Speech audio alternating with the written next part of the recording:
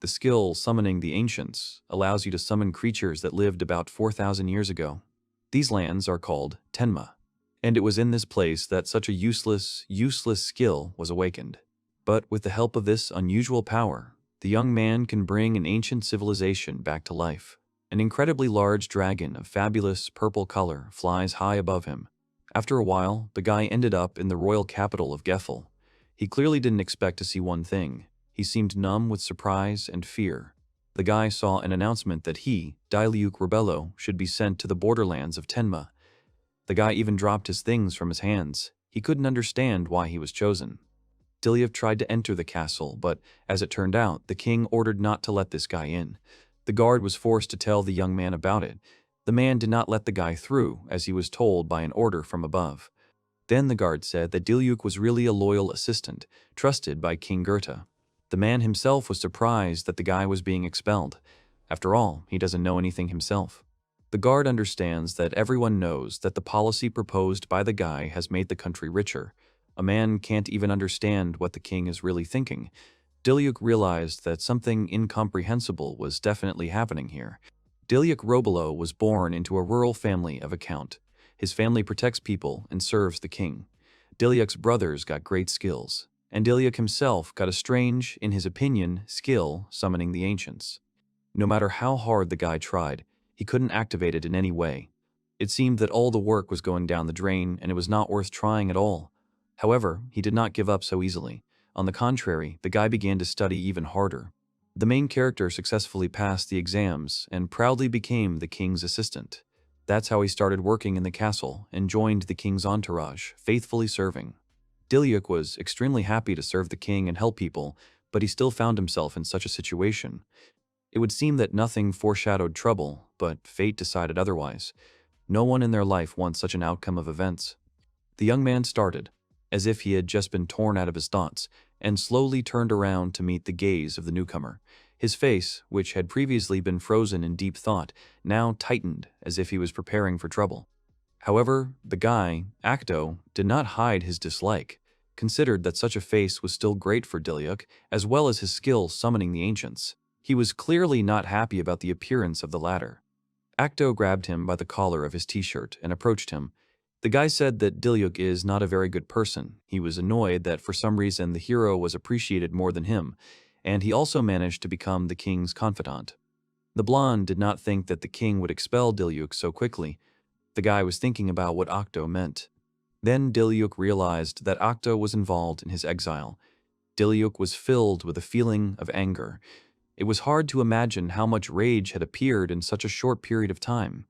Acto said that he was just doing his job. He could not even imagine that an official like a guy would try to sweep the country for himself. This can be a problem. Diluc guessed that Acto had set up everything. The guy grinned and said that the punishment was very lenient, because the king simply sent Diluc away, although he could have made a more serious and cruel sentence. Acto asked the guy to get lost, calling him a bad person. He proudly turned away from the guy he had left sitting on the ground in front of the castle gate, which Diluc was never allowed into. The guy asked me to take care of the country and not use it for selfish purposes. Unfortunately, this is all that Diluc can do for the country at the moment. Acto spitefully said that he should say this in his village. He considers Diluc worthless, and with such a skill he cannot be trusted with responsible work. Diluc understood this himself, but he still tried to do his job and work for the benefit of the country's population. Diluc went to the village. He wonders how it all came to this. The coachman announced that they would soon arrive in Tenma. The man's voice distracted him from his corrosive thoughts and forced him back to reality. The guy had heard that there were many races living in the borderlands of Tenma, and the government had no special power. He also heard that the previous lord of the lands had escaped. It didn't give me confidence. The main character also apologized for having to be led so far. The coachman says that it is not worth saying an apology. The village will be visible soon. They arrived at the place. The coachman asked if he needed help with his things, to which Diluc said that he should first ask about the mansion. He looks at the picture in front of his eyes in shock. The windows did not let in light, and the doors creaking on their hinges made sounds that only increased the feeling of longing. Diluc noticed that the village looked more like ruins. He knocked on the door and asked if people really lived here. He went to the residence and said that he had been sent here as a lord. The young man was met by a young girl who was looking after a little girl. She clearly did not expect to see a guest in her house, especially one who would turn out to be the new lord. The guy asked the girl where he could find the mansion. The girl, thinking, remembered where the previous lord lived. It seems that it was a long time ago, because she did not immediately remember where to find this place and settle the lord. She led him to a dilapidated house that didn't even have windows. The boards, which it is not clear how and still held, hung from the roof. The walls of the house themselves were full of holes and crevices. She realizes that the house looks bad and told the guy about it. But Diluc did not show that he was dissatisfied with anything. After all, the house looked no worse than the rest of the houses in the village that people are forced to live in. The girl said that she needed to go to the mountains now in order to get food. The guy was surprised, because it would soon be night. He was struck by the girl's intention to go to a dangerous place at such a late hour. The girl explains that there is no food in their fields, so she has to go to the mountains to feed her younger sister. She says that she can share the food with the lord if he so wishes. Diluc is trying to figure out what kind of village this is, where small children are starving at such a time. Where he came from, there are no such problems with food, shelter, and land, so the lord was still trying to understand what was happening. Diluc could not understand where such a place like this came from in the country. He expressed a desire to go to the mountains instead of the girl. He simply couldn't allow a young girl to put herself in danger. The guy asked not to worry about him, because he was just going to look around. Instead, he asked the girl to help the coachman sort out his things. The girl sincerely thanked the guy. He asked her again not to worry. Diluc went to the forest. Rocks were scattered all over the road. The roots of the trees peeking out of the ground created a kind of strained labyrinths, forcing Diluc to carefully monitor his every move so as not to stumble. The forest seemed very creepy. There were nasty miasma everywhere in the forest. Miasma is the air containing a magical essence, a very terrible thing that attracts monsters. The guy realizes that his skill, summoning the ancients, is absolutely useless here. He is proficient in fencing and has knowledge. He just needs to pull himself together. As soon as Diluc thought about it, he heard a scream full of horror. It turned out that the monster wanted to attack a woman with a child and an old man. Helpless residents are not at all able to fight back against a monster that is several times larger. Diluc is going to apply Robello's style. With his skill of cutting the starry shadow, he hit the monster with one blow and made people safe. The woman and the man were surprised that they were saved by a guy. They no longer hoped for salvation. Ordinary residents were amazed that such a skilled swordsman was in such lands. The man even thought that he was in a dream. Diluc was embarrassed because he hadn't done anything serious. It seemed to him that such things should be done by anyone who is able to somehow protect those who are weaker than him. The monster was already disappearing into thin air. The guy thought that the monster was weak and it went to his advantage. Thanks to his skills, he was able to quickly and deftly finish it off with the least cost. Immediately, a growl sounded next to the guy. The guy looked up and saw something terrible. In front of him was a huge monster that seemed to be able to reach the clouds with its head. The guy shouted to the residents to get out of here immediately. The monster turned out to be a great serpent with a danger level of A. He was just an incredible size. The monster's mouth was slightly open, and it seemed that it was about to attack. The monster, surprisingly not rare, but its size and strength were alarming. As it turned out, the residents of the guy did not obey and stayed in place. Fear seemed to paralyze the bodies, and they could not move. The adults covered the child with their bodies and shouted that they were seeing such a huge snake for the first time. They had pinned their hopes on the swordsman. The snake immediately rushed at the village lord with its mouth open. He crashed into the guy with great force, and if he hadn't put the sword in front of him, then everything could have ended quite badly. The guy realized that he definitely couldn't handle it alone. No matter how hard he tries, it will still be unbearably hard for him to deal with such a monster alone. Even his swordsmanship skills would be powerless against a creature of this size. As soon as the snake struck with its tail, the guy realized that the scales of the monster are very strong. No matter how hard the guy tries, he still won't be able to break through this incredibly strong armor. Diluc urgently needs to come up with what he will do. The most important question at the moment is how the guy can save innocent residents. Diluc understands that he has no other purpose at all, otherwise his presence in this place does not matter at all. The guy rushed at the snake, swinging his sword. Diluc remembers Acto's proud face and realizes that he wants to look at it again. But beyond that, Diluc wants to save these people. He stopped the huge snake with the blade of his sword. He had the courage to prevent the monster from attacking. The guy understands perfectly well that he has nothing but this useless skill, but he still has to at least protect them. After the snake brushed the swordsman's tail again, the swordsman realized that right now he could activate the summoning of the ancient's skill. In such a case, it is important to seize the moment and act quickly. He was just shocked that he could activate his skill. Diluc did not understand why the opportunity appeared at such a moment, because it was so inconvenient. To activate, you had to spend points from the vault. The guy couldn't figure out what all this could mean. The snake began to approach the guy. The slow approach of the monster did not bode well. As he approached, he pulled out his long tongue and prepared to attack with each thrust forward. Diluc realized that he did not have time to think at all. The guy tightened his grip on the sword hilt and activated the skill. He couldn't immediately make out what was going on because he needed to act urgently. The main character is trying to catch his breath. Everywhere, the space was shrouded in smoke. The snake began to hiss. He clearly saw something that could pose a danger to him. Diluc raised his head up to see what was really going on. Instead of the full picture, he saw only fragments of a huge creature. The incredibly large tail, wings, and neck amazed everyone who was there.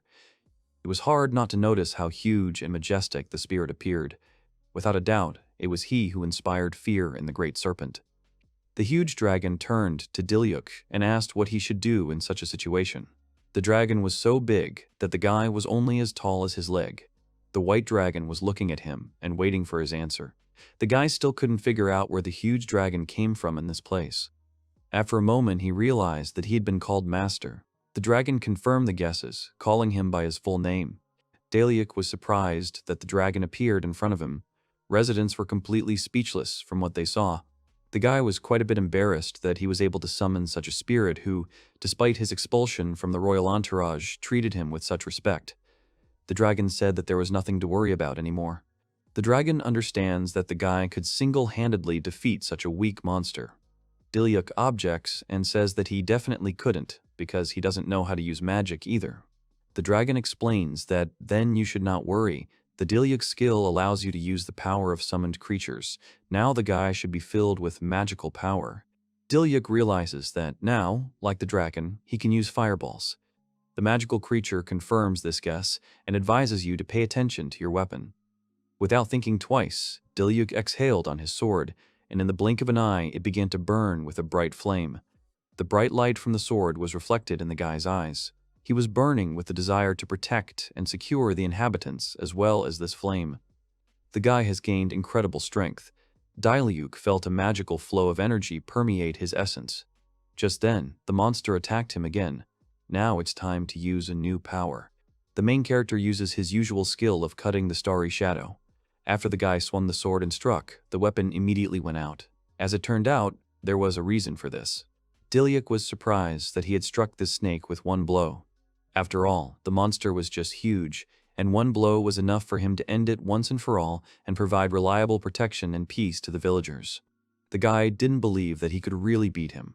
The dragon claims with a smile that this would have been the case anyway. As soon as the guy came to his senses, he immediately turned to the residents. Residents look at the guy with admiration. They address him as Mr. Swordsman and say that he is simply amazing. They compared him to God, who himself had descended to them. Diluc understands that the residents are safe, but then a small child reaches out to him. The kid smiles brightly at the guy, and he smiles back. The satisfied expression on the baby's face makes sure that the dealer did the right thing. The main character asked the magic dragon for his name. The latter says that his name is Henkyou. The dragon is happy to serve him, because with his sincere intentions he is able to change a lot. The dragon considers the guy his master. The guy was surprised that such a strong dragon obeys him. Henkyou realized that this was not a problem, because the guy had already felt everything himself. The village lord recalls how he was able to create a fireball recently. The main character guesses that if the dragon was here because of his skill, it means that she came from the past. She confidently agrees, but says that she does not know the details. She suggests that the guy look at the information about the skill. Diluc remembers that he needs to look at his status. He opens his status and sees that he has one call available, which gives him the opportunity to summon creatures that lived about 4,000 years ago. Diluc was incredibly surprised that the age of Hazure is more than 4,000 years old. The dragon was very glad that her time had finally come. She had been waiting so long for the moment when she would be called into this world. The guy was surprised that Hakuryu was waiting for him. He could not even think that the spirits of an ancient civilization were also waiting in the wings to feel involved in something again. Hakuryu explained that she was waiting for a person who would have such a skill. She also said that others are waiting for them to be called into this world in the same way. It turned out that Hakuryu is far from the only spirit waiting in the wings. Then, unexpectedly for the guy, Hakuryu bows his head in front of him. She says that she appeared in this era and asked to be taken care of. It's a big responsibility for a guy. Diluc looked at Hakuryu in amazement and agreed. Of course, he still doesn't understand a lot, and this is completely normal for the conditions under which he had to activate his skill. He still has a lot to learn. The guy now considers his skill excellent. He was encouraged to learn about the possibility of summoning spirits into his world. He's not worthless at all. He came across just a great skill. The guy likes these lands now too. 89. Meanwhile, one girl was very surprised. She is very surprised. She is very happy that someone has finally appeared who will become her husband. After all, she has been searching for an unprecedented love beyond ancient times for a long time. Diluc nevertheless decided to take the residents to a safe place with the help of Hakuryu. They finally dealt with this monster, rescued the villagers, and just got food, as promised earlier. Residents thanked the guy for allowing them to fly together. The guy said that it's not worth thanking him at all. It's not at all difficult for Hakuryu to take the residents with you. They were glad that their new lord was so reliable, and he could stand up for them and protect them in dangerous situations. However, Diluc believes that he did nothing of the kind. He thinks that his actions are not worth such great praise. The man admired the guy and considered him a strong man because he defeated that terrible snake with one blow. Not everyone can do this. Probably many would just run away, trying to save only themselves. The resident decided to tell everyone in the village about Diluc's feat. Hakuryu supported the idea that her master's deeds would become known. After all, everyone wishes the guy only the best. Diluc did not want this at all, but he was still embarrassed by such speeches. He remembers how he was exiled, and then he became the head of the Tenma borderlands. Not only was he able to activate his skill, he also saved people. The guy admits that the victory is not only his merit. He gives thanks to the dragon, who gave her strength to the guy, because without her, he would not have been able to defeat the monster. Hakuryu explains that Diluc can use her power. The main character still decided to check his status. He sees that his points have already accumulated, and there is an opportunity to summon another creature. Diluc will be able to summon others if he accumulates even more points. He wondered how he could do it. After all, there are still many things he needs to understand. Many aspects remained unsolved, and for the rest of his life he should learn much more about the skill. After all the guy knows now is that he can summon spirits who lived 4,000 years ago. It seems that this is a very impressive skill, but you need to use it very carefully, knowing the rules. The man, upon hearing this, explained that nothing is known about this period. A woman with a child explained that this period is called the era of a vanished civilization, and even in the capital's books there are no records about it at all. She also added that this era is also called legendary. It was funny to see that this era, about which so little is known, is highly appreciated and praised, but the guy was even more interested in it. Diluc was inspired. He wondered what the times were like back then. Who knows, but it is quite possible that there were such technologies that a modern person could not even dream of. While they were talking, Hakuryu brought everyone to Tenma. Now the residents are going to walk around the village. Diluc, after landing, sincerely thanked Hakuryu because she helped them a lot. The dragon, closing her eyes, explained that it was the duty of the spirits to help their master. Diluc began to worry that the residents would be afraid if they saw Hakuryu. The dragon explained that this is not worth worrying about at all. As it turned out, souls that do not have a human appearance can take on a different image. In addition, glasses are not required to summon a spirit that has already been summoned once. Hakuryu will immediately appear at the call of his master. Residents began to thank the guy for what he did for them today. The woman offered to help clean up the Lord's house as a sign of gratitude. The guy said that it's not worth doing this. He can handle it himself. Diluc wished that the residents would instead better share the food with others. The woman and the man turned out to have a fried snake tail, which, according to the dragon, is very tasty. The residents once again sincerely thanked the guy for his help. Diluc waved goodbye to them and wished them a good rest. He is very happy that everything turned out so well. The guy couldn't imagine what would have happened if the skill hadn't worked. The guy comes into his house. In fact, There was no bed or chair. There was nothing there but a couple of barrels, a broken table, and a couple of planks on the floor. Spending the night in such a place is problematic. The main character realizes that in comparison with the capital, this place looks pretty nondescript. However, he thinks he can get used to it. After all, he's in charge of these lands now, and he's going to have to do it. First, he needs to create a storage room for water and food and hold a light. The lamp is all broken and broken. The water barrels are no longer usable. In the end, he ended up in the north of the country. Winters are much colder here, and things for daily use are not supplied here. The guy is annoyed that he will have to do quite a lot of things, and it is important to remember that managing his time is a key skill at the moment. It's worth starting with careful planning. Then Diluc suddenly remembers that he can make another call.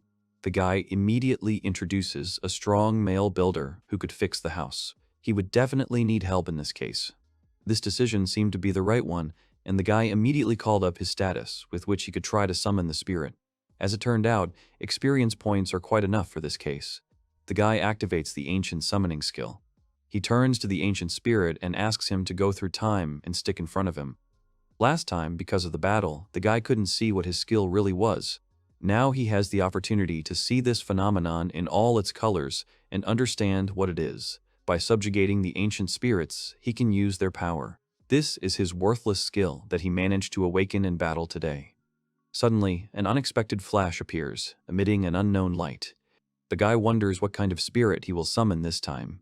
He's filled with interest, because every call of the spirit turns out to be an unusual lottery. The flash gradually disappears, and a girl appears in its place. She gets up slowly, as if waking up from a long sleep. Her silhouette is still difficult to see because of the haze and dust left after the flash. Soon, the smoke will settle after using the skill, and the guy will finally have the opportunity to see who he called this time. And so, when the smoke cleared, the girl stood up to her full height and said that she had responded to the call of her master. There was no doubt that this was indeed the spirit that Diluc had summoned with his skill. The girl curtsied and introduced herself as Cindy Keen. Cindy, dressed in a cute dress and raincoat, is very glad to meet you. The girl was full of joy. She thanks the guy with a sincere smile on her face and for calling her. Cindy has been waiting for this day for a very long time. Like Henkyou, who was called up earlier in the battle, the girl was waiting for that very moment. The guy was a little embarrassed. Diluc gave the girl's full name, and she immediately pouted. She reproached Diluc for calling her anything but cute. She asks to be called Si-chan, but it is unlikely that the guy will call her that. Then Cindy apologized. In fact, she is very happy to finally meet a guy. She is ready to fulfill absolutely any request, and the guy can ask for anything. Diluc felt rather awkward. After all, he really wanted to fix the house, and asking for such a girl is also not very good. He was raised like that by his parents, he just can't afford it. Cindy was pleasantly surprised that the guy was worried about her. Now she considers Diluc to be a real gentleman. She was definitely not mistaken about him. Now the girl is firmly confident in her master. And then the girl declared that she was well versed in alchemy, which the guy had never heard of. As it turned out, no one has ever done this in the modern guy's world. Seeing Diluc's amazement and the fact that he apparently does not know and has never heard of it, Cindy decides to show everything clearly. The girl summons a magic circle and uses an alchemical transformation. All the boards in the house flew in one magical stream. From the outside, it seemed that it was better not to disrupt such a flow. In a moment, all the walls were bare, the table was perfect, and everything else sparkled like new. As a result, the decoration of the house turned out to be at a high level, as if the house had only recently been built and handed over to the owner. The girl was waiting for the evaluation of her work. Diluc was in shock and couldn't even say a word in response. He asked what had just happened. The guy himself could not give a conscious answer to his question. The girl laughed quite a bit and said that using magic, Cindy had collected the trees lying nearby. Now the guy has learned the concept of alchemy. He considered it ancient magic. Cindy hesitated quite a bit when she heard about ancient magic. She considered alchemy to be the future and thought about what it was in the present era. Then Cindy reminded Diluc that now he can also use alchemy. After all, her skill has now been passed on to the guy, and this, in turn, allows you to create items on exactly the same principle. The guy invoked his status and saw that he, giving an equal amount of energy, could also create various objects. In fact, Diluc does not fully understand all the features of his skill yet. Diluc decides to try to use the ability of alchemical transformation. and a new lamp appeared right in front of the guy. It seems that he was able to figure out the workings of Cindy's skill. This can be very useful in the household. The guy couldn't believe that he had really succeeded.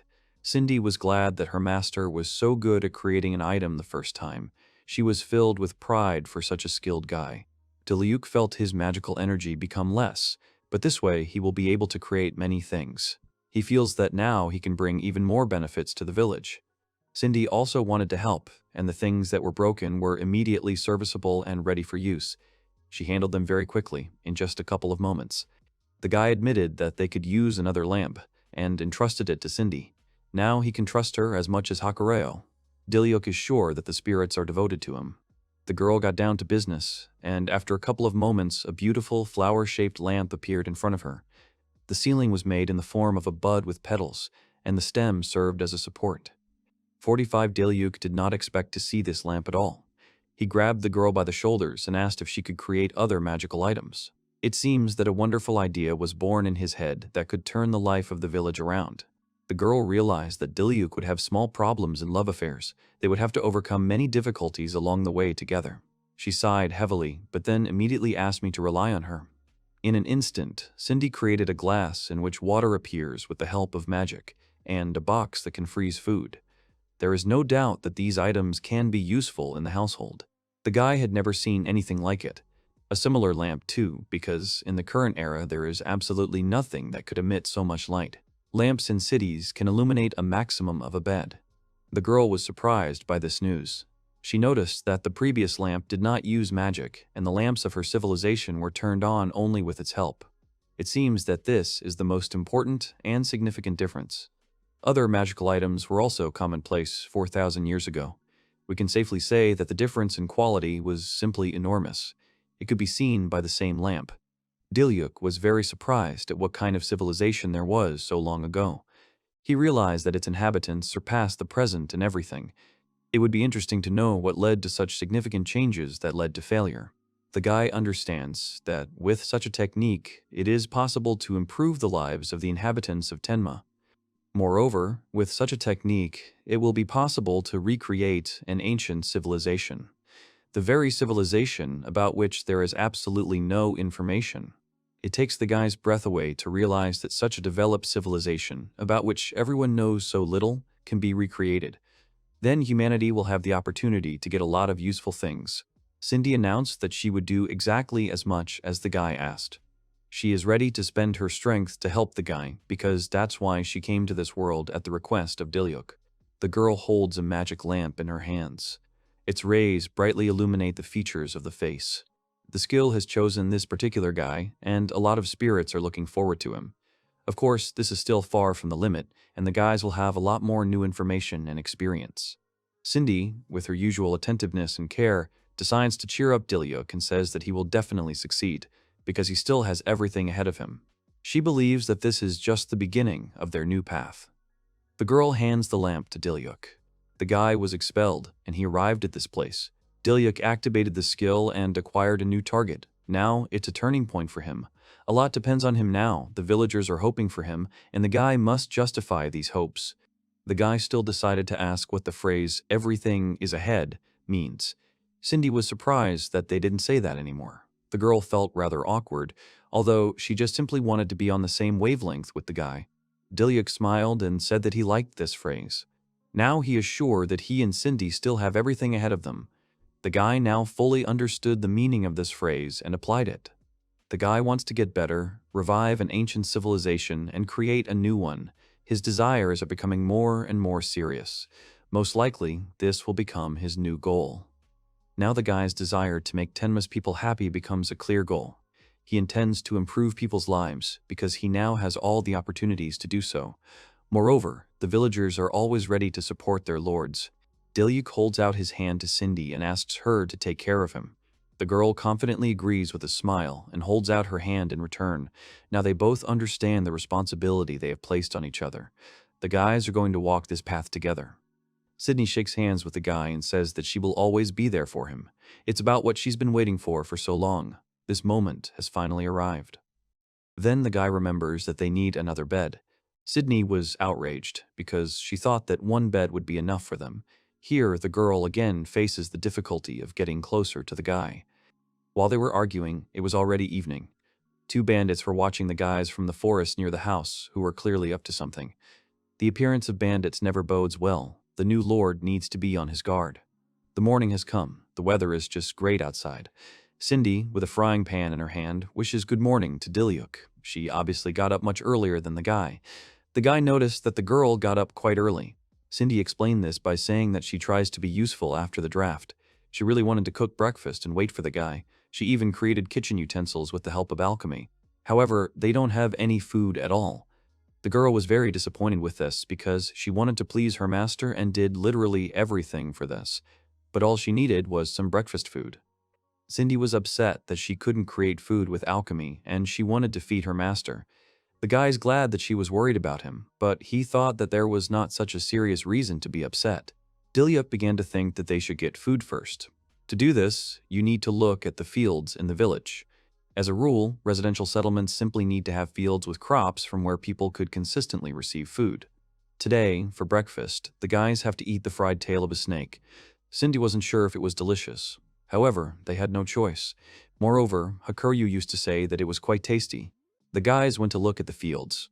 It took Cindy a moment to realize that this was Tenma village. Everything was in the same condition as when he arrived.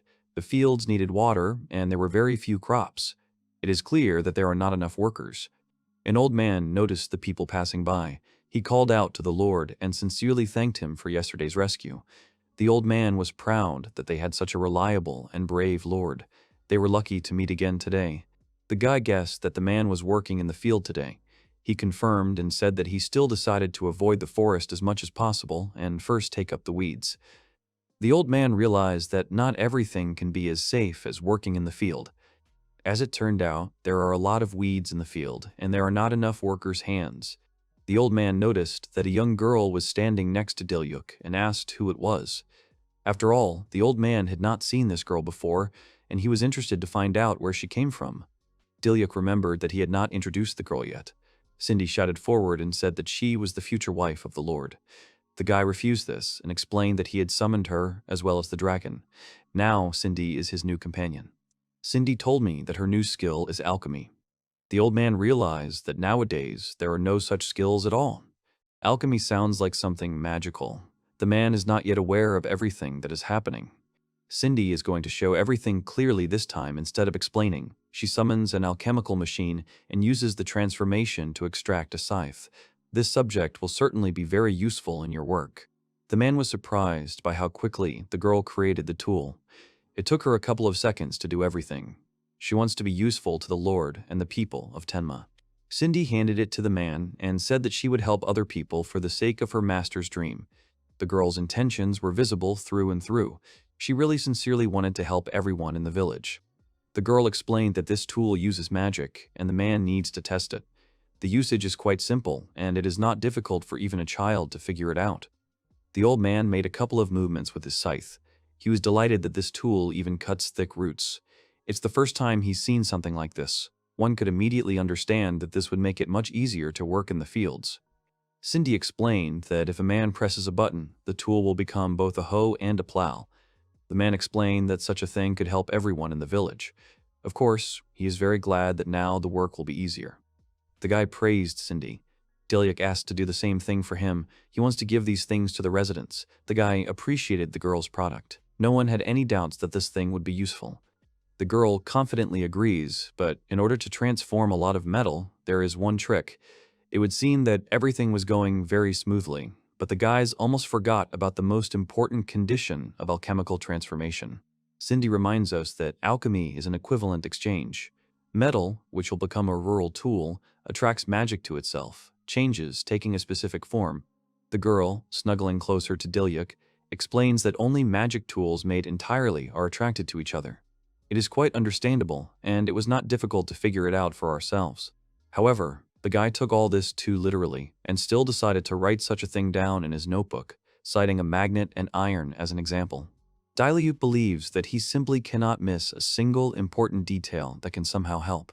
The guy uses an alchemical transformation and creates exactly the same item. He got an absolute copy of the object that the girl created.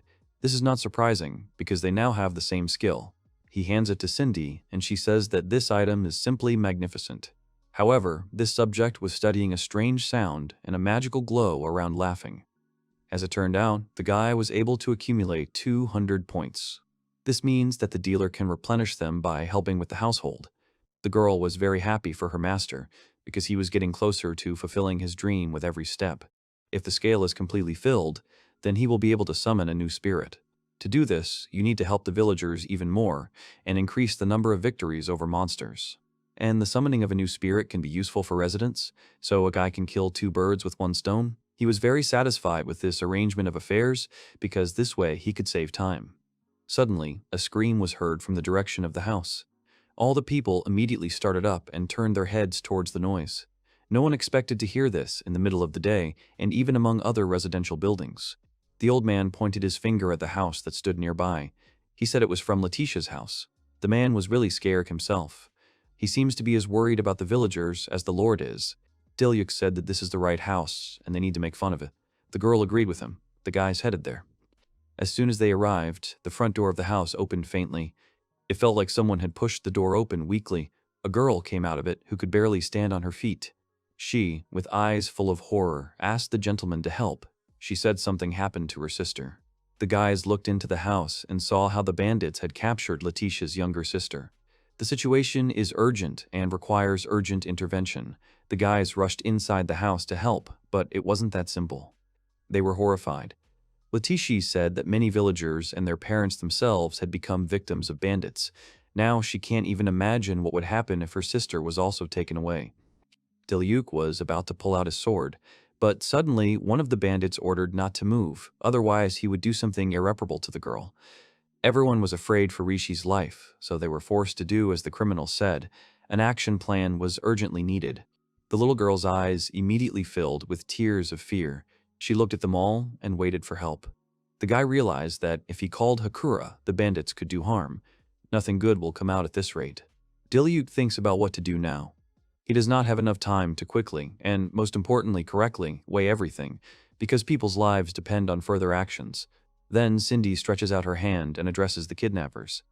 She offers herself instead of a little girl. Everyone in the house was stunned by this suggestion. No one objected, because they believed that the girl was saying that for a reason. The bandit did not expect such an offer. Cindy explained this by saying that she just wants to help the little girl and the village. She will not resist as long as the bandits do not touch others. The girl thinks it's a good deal. The bandit examined the girl from head to toe. He agreed to the deal and let the baby go. He clearly did not expect that they would be able to pull off such a successful, at first glance, deal. Diluc asked what Cindy was doing, but she just waved him off. The bandits, with a sly smile, said that the girl would not cry later because she surrendered to them herself. Cindy didn't say anything to that. She knew what she was getting into. She just believed that Diluc would make the right decision and find her. Cindy smiled softly and looked at Diluc. He clearly did not know what to do next. Hundreds of thoughts appeared in the guy's head about why Cindy actually did this and what her plan was. The little girl rushed to her sister. The surrounding people could not imagine how much horror this little girl had suffered while she was next to the bandits. No one knows what might have happened if the guys hadn't arrived on time. The bandits realized that they would soon heal normally. Here they hide with the help of a simple trick, and a second later they seemed to be completely gone.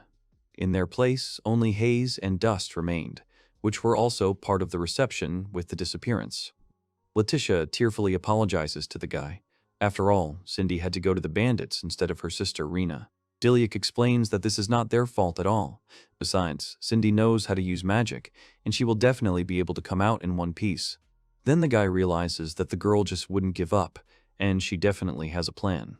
Cindy can't sacrifice herself so recklessly. This gave the guy an even greater incentive to move forward in search of a girl. Meanwhile, the old man fell to the ground in fear. He could not understand how the bandits dared to do this and believes that they have no conscience at all since they act in this way. At this time, the braid that Cindy created began to glow. The guy realized that it was a magical force. Diluc grabbed the instrument. He began to examine it and recall the process of creating the braid. The guy immediately called Hakura and asked him to go with him. The dragon had no objections. The spirit was only glad to help his master. That's why Hakuryu exists in this world.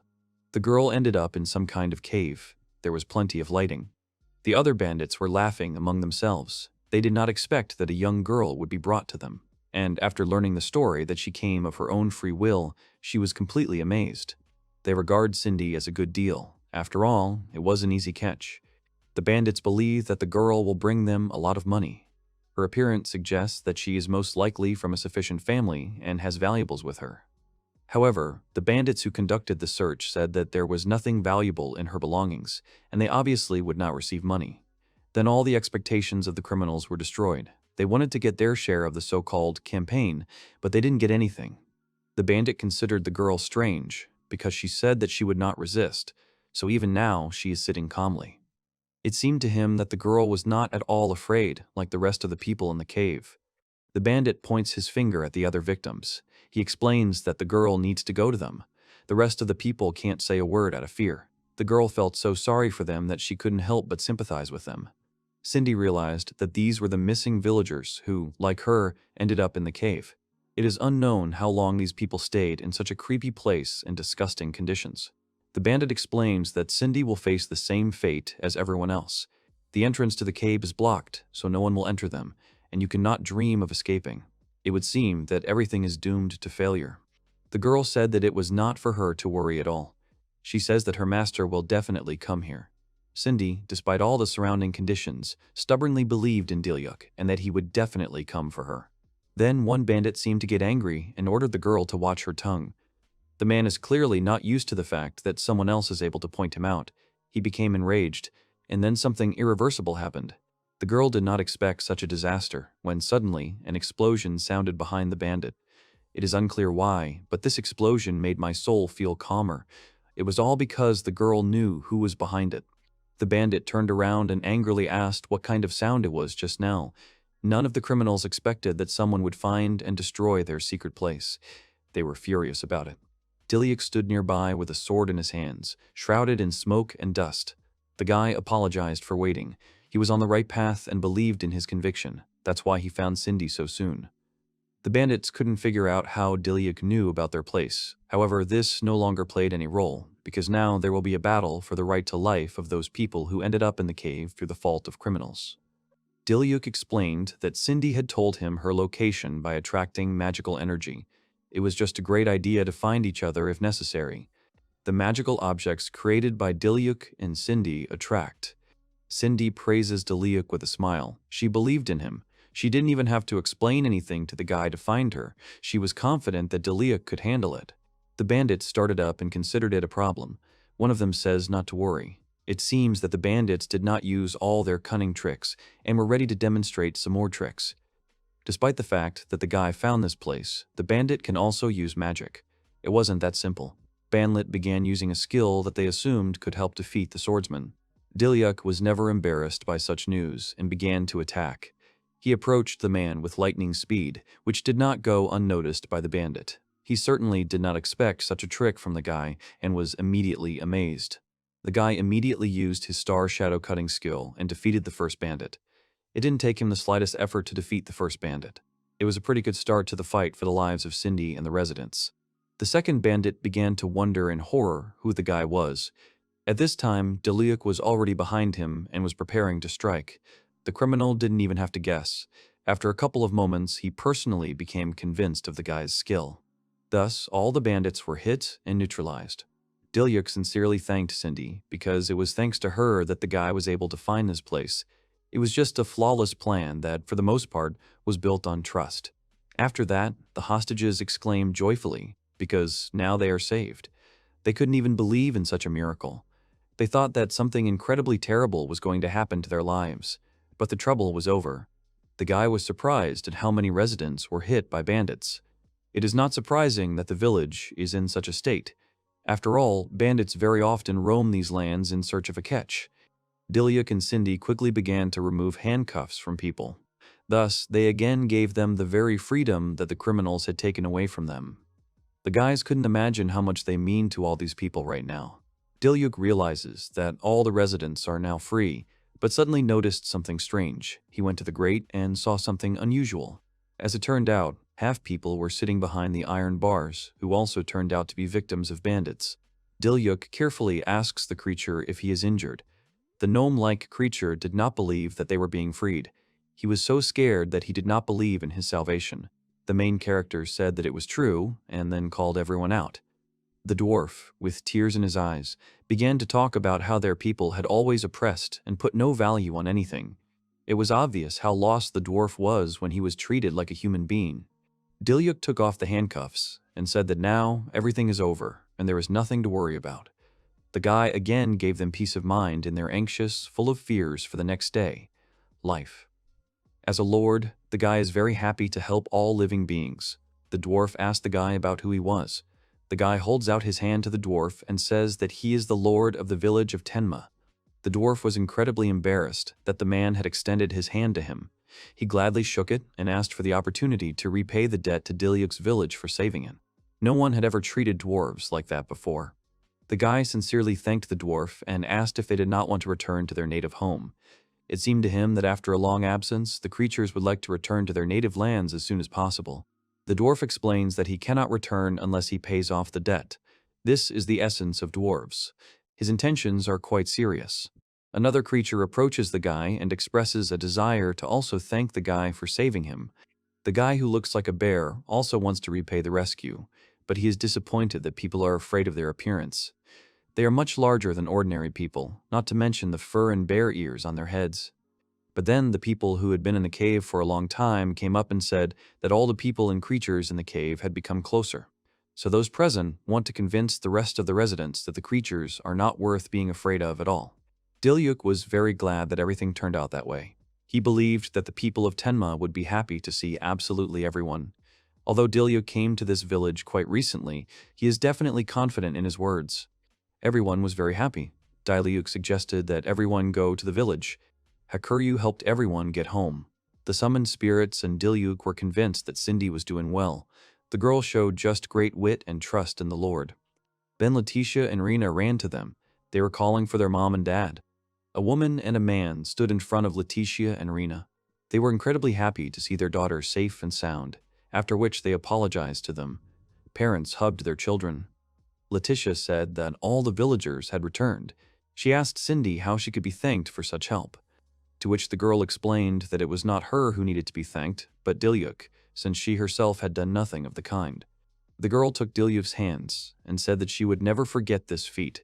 What does it feel like for parents who were afraid not to see their children anymore, to hug them tightly again? Diluc is also glad about what happened, because the main thing is that everything is in order now. His village is no longer in danger of being attacked by bandits and criminals. The villagers have found peace in their own home and a reliable lord, under whose protection they can sleep soundly. The main character introduced the dwarves and bears to the villagers, who came to help rebuild the village. The half-humans didn't know how humans would react to them. After all, for many years they were rejected and could not be recognized. All the villagers looked at the new guests with surprise. The dwarves and bears were afraid because they did not know how people would receive them. This is not surprising, because for so many years they were forced to cope and live in the shadows, away from human eyes. Letitia was the first to come forward to the guests.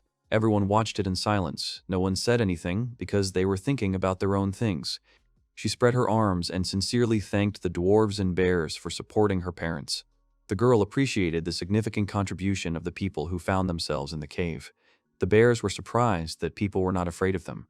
The girl said that this was not the case at all. She believes that everyone is friends now because of their shared grief.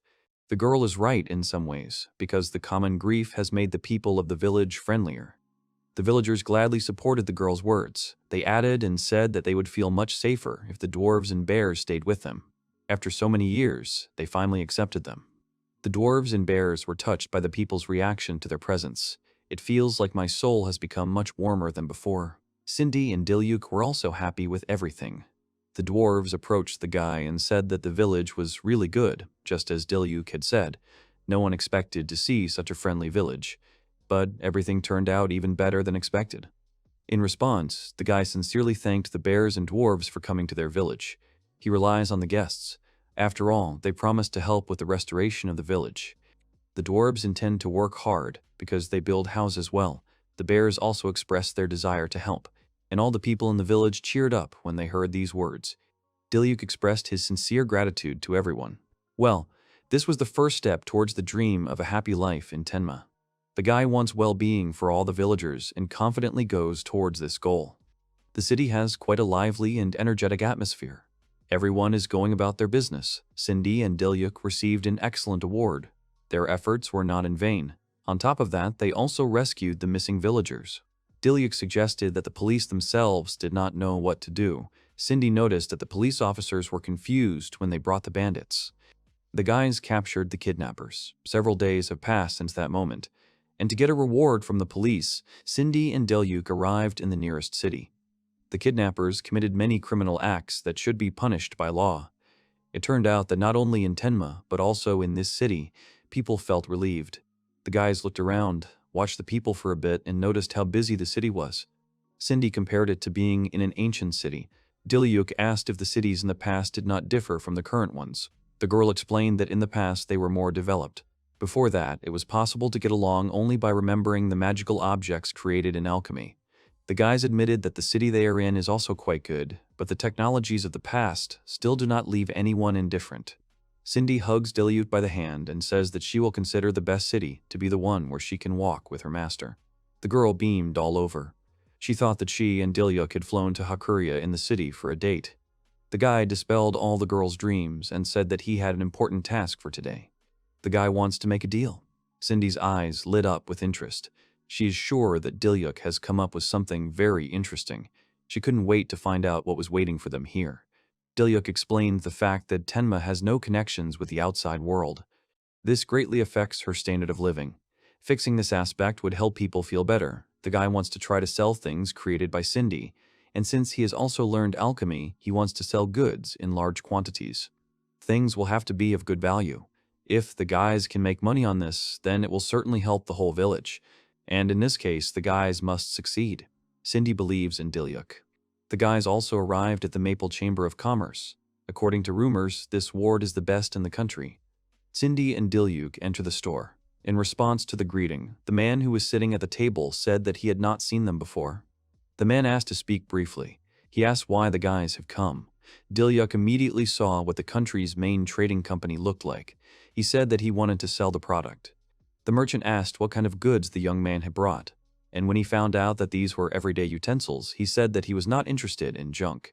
Most likely, he would be interested in looking at unusual goods for a good sum. Diluc put a bag of items on the table and asked to take a look first. The guy is firmly convinced that he will not be intimidated at all. And then the man drew attention to the guy and his product. The merchant noticed the pressure with which the guy was offering his product, and still decided to take a look at what was offered. The guy put all the utensils in front of him. The man carefully examined the 2 glasses and the lamp with a magnifying glass. He saw that these items were quite rare. After the inspection, the merchant was ready to give his verdict. Cindy asked the merchant to touch the magic stone. The man, nevertheless, obeyed, but with great distrust did what the girl asked. Apparently, he felt that he was wasting his time on all sorts of junk. As soon as the finger touched the magic stone, water appeared in the glass. The merchant was incredibly surprised at how it happened. He could not have imagined that such a thing was even possible. I immediately asked the arrivals about how the water appeared in the glass by itself. The girl explained that because of the magic accumulated in the stone, water is transformed. You can create 1 glass of water per hour, moreover, it is drinkable. The instructions turned out to be terribly simple. You can remember it just like that, without writing it down. Cindy walked over to the lamp and showed me how to turn it on. The lamp immediately lit up right in front of their eyes. The merchant was stunned because he had never seen such a thing. He said it was very bright. The man is going to buy all the goods from the guys. He gives 100,000 rubles for each item for a lamp and a glass, and initially wanted to give 50,000 for a glass, but then changed his mind. The guy is incredibly happy because it's even more than he imagined. Depending on the position, the amount may be equivalent to a monthly report. This is far from a small amount of money, given the current state of the village. The guy gives a thumbs up, and Cindy confidently agrees, nodding her head. She is completely satisfied that Diluc was able to come up with such a plan and make a deal with the most famous trading store in the country. The merchant is going to sign a contract as soon as possible. Twirling a fountain pen in his hand, he asks the guy's name. A man can't wait to receive such an unusual product. He can't wait to make a deal. The Lord of Tenma Village remembers that he didn't even introduce himself. He gives his full name. As soon as the merchant heard the guy's last name, fear gripped his face. He definitely did not expect that he would hear this name himself. His voice trembled and he bowed his head. The merchant thought he had been very rude. He didn't know that the guy was a Diluc Robello. He did not think that the Lord would come directly to his shop. The guy asked me not to worry so much. The main character explains that he is now just the head of a small village. After all, the guy is not currently serving the king, and his name belongs only to a skilled swordsman and the lord of the village. Diluc explained that he had a request. He needs the caravans to make their way to Tenma, and there they will make purchases directly. It would make life much easier for those who live in Tenma. People would get incredible opportunities. The merchant strained quite a bit, because the village is far enough away. It will be difficult to pull this off, even though the master asks him to. No matter how much a man wants to make a deal, it will be difficult to fulfill Diluc's request. The guy understands that the location of the village is very inconvenient. You also need to take into account the costs and risks. There are all kinds of dangers on the way to the village. A merchant cannot take such risks for the sake of unusual goods. The main character decides to say one thing. He says that there are a lot of lands. If you think ahead, then trading will have many opportunities. In addition, magic items are created in Tenma, and if purchases are made directly, the merchant will not need a pass. The guy suggested that it would be beneficial for both sides. The merchant looks at the guy incredulously. He recalls the rumors that terrible things are happening there. Of course, not everyone will send their subordinates to defeat for the sake of goods. The guy provides a document that confirms that this is now over once and for all. The document turned out to be a letter of thanks from the police, which stated that the lands in the vicinity of the village were now completely safe. The merchant was surprised that the guys managed to get rid of the kidnappers. The man exhaled. He agreed to send his group to the village next time. Still, he agreed for the sake of a successful deal. The merchant holds out his hand to the guy. He will be waiting for him to return to the merchant's shop. Diluc shakes hands and says that this is a great deal. Both sides were satisfied. The merchant will get his goods, and the guy will get new opportunities for Tenma. The guys went to their village. It seems that they have achieved their goal, and this means that they did not fly to the city in vain. The guy sincerely thanked the dragon. Hakuryu, as always, provides incomparably assistance in moving. Diluc realized that now the village has a source of income. It will make life much easier, and he is determined to make the village a better place. Villagers, along with dwarves and bears, looked at the dragon flying through the sky. The bears were the first to meet the guy in the village. They sincerely thanked the guy for his work. The guy waved back and noticed that the guys had already built a house. He was surprised at how quickly such a house could be built. The dwarf was embarrassed and said that it was just an ordinary shack. He did not expect his work to be so highly appreciated, and he could not accept the praise so immediately. Diluc looked at the house, which was simply sparkling with novelty. He definitely wouldn't say it was an ordinary shack. There was not a single crack or hole on it. All the boards were intact. In fact, the dwarf really wanted the gentleman to be pleased, and smiled back. It was the dwarves who managed to impress themselves as great craftsmen. It is quite difficult to find such professionals. The bear is determined not to lose to criminals anymore. After all, when they work, they also train. The bear took a log and began to show how they did their training. The villagers smiled and noted that the dwarves and bears are very reliable. The main character noticed that people worked together with the guests. However, they said that they were simply helping. The villagers admitted that, although they used to be afraid of the beast people, now they rely on them. The residents were convinced that the intentions of the dwarves and bears are absolutely sincere, and they can be trusted. The bear was touched by such words. He doesn't have enough words to thank Diluc. The lord of the village gave the bears and dwarves something they had never had. It seems that now people will rely on the new villagers. The guy thanks the bears in return. The situation in the village has revived, but the guy understands that something needs to be done with the fields. This is a very important resource that will supply the village with food and allow you to leave supplies for the cold season. Letitia meets Diluc with a jug in her hands. She smiles sweetly at him. She comes up, waters the fields with a jug, then turns around and leaves. Diluc asked her about the water, to which the girl explains that she draws water from a nearby stream. The guy was surprised that the girl was constantly running back and forth. Cindy noticed that you can't do much with a jug. The population in the village has increased, and agriculture requires a lot of water, so using a jug is ineffective. Then the guy remembers that his alchemy level has increased. Cindy is very happy that the guy can now use much more magical energy. Increasing the levels, of course, requires spending points, but now it is necessary.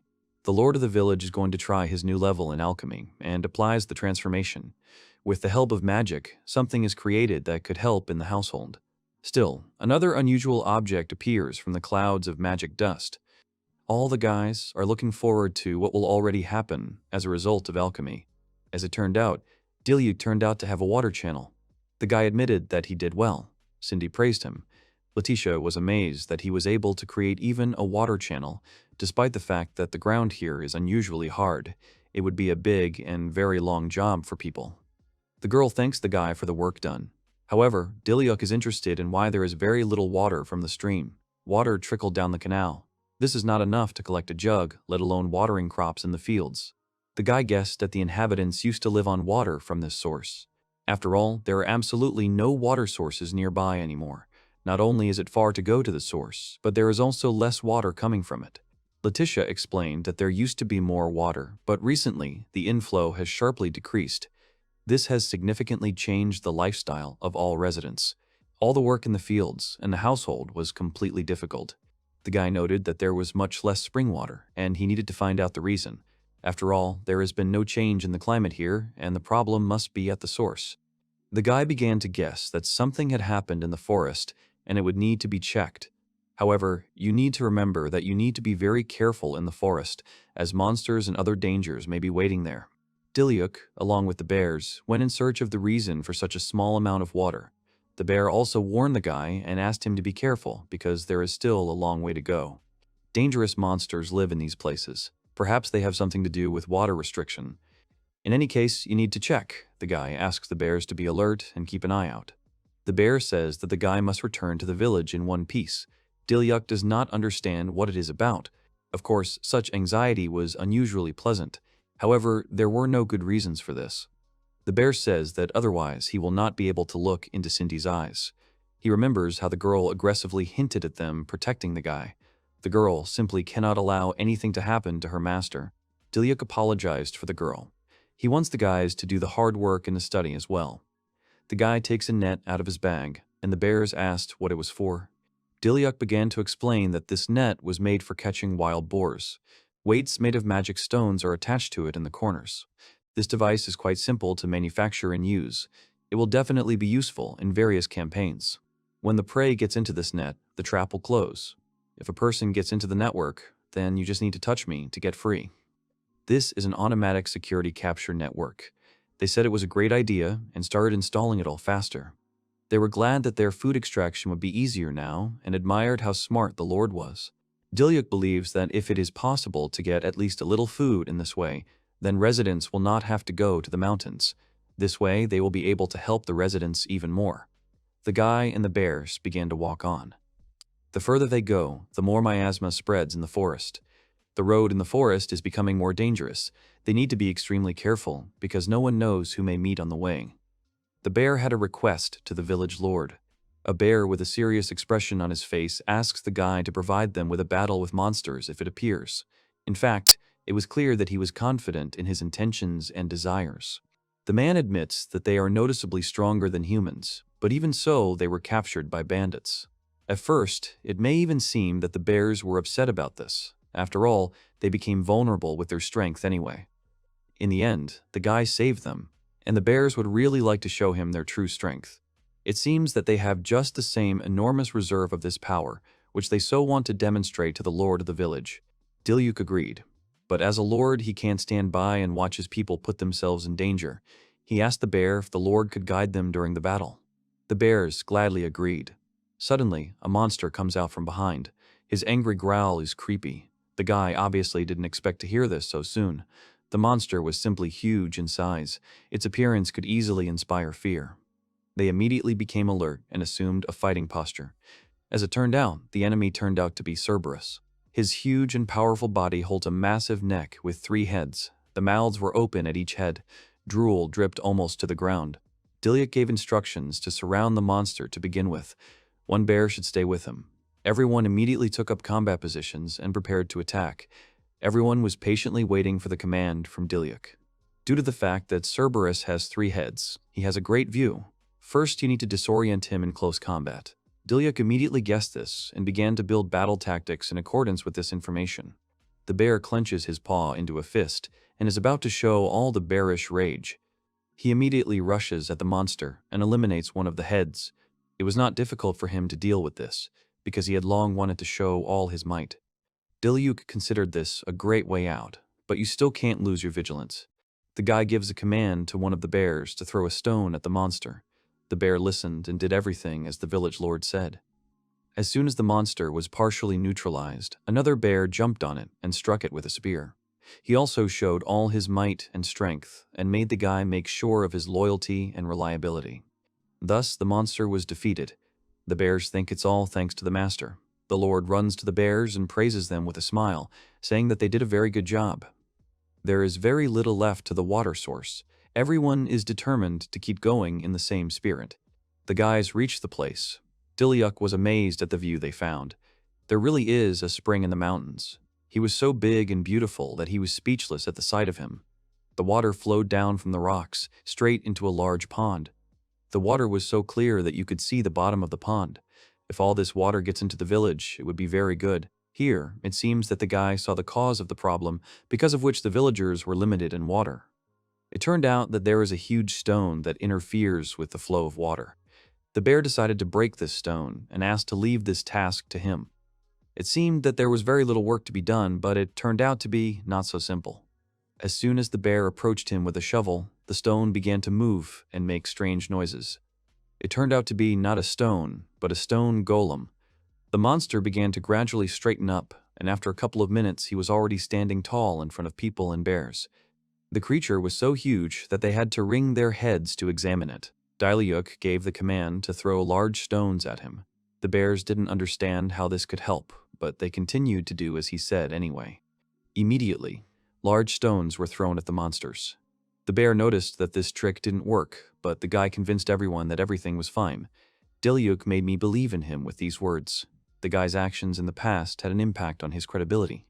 Diluc pulls his sword out of its scabbard, makes a big leap, and applies the Robello style. If you use that stone as a wedge, you can stop the monster. This idea is quite simple and does not require much intelligence, but the result will be excellent. You need to aim at just the same stone.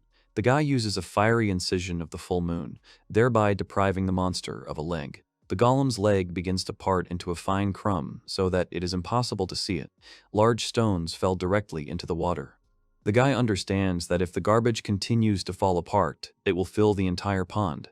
Then they will not be able to free the source for the residents, as they wanted before coming to the forest. Now we urgently need to come up with another plan of action. Diluc calls the dragon to his aid. He applies the Robello style again, and then the crushing sword skill. The guy hits the monster right in the body, and it crumbles into small stones. The stones seem to disappear into thin air, leaving nothing behind. The bears open their mouths in surprise. They definitely did not expect to see such a force.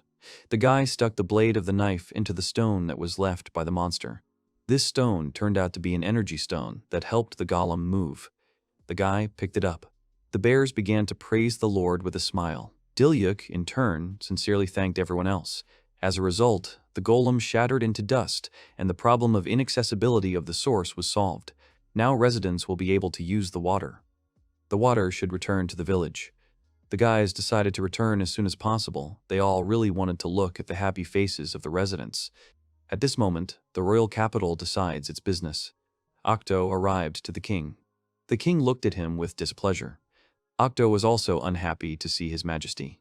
The king hoped that the guy knew why he had invited him to his place. After all, it is unknown where it is customary for the king to explain the reason for such a meeting. The king wanted to talk about how the guy works. He immediately became worried because he realized that nothing good should be expected from the conversation. It seemed that thousands of thoughts had already flashed through Octo's mind about how he could get out of this. After losing his previous assistant, the king put him in this position, and what is his job? It is unacceptable for monsters to invade the castle. The guy who was being scolded silently watched and listened to what was being said to him. The knights, who were trained by Diluc, exterminated demons. And at that moment, he was informed that Acto was standing there absolutely motionless, while others pointed their swords at a huge monster that vaguely resembled a wolf. He is much worse than his previous assistant.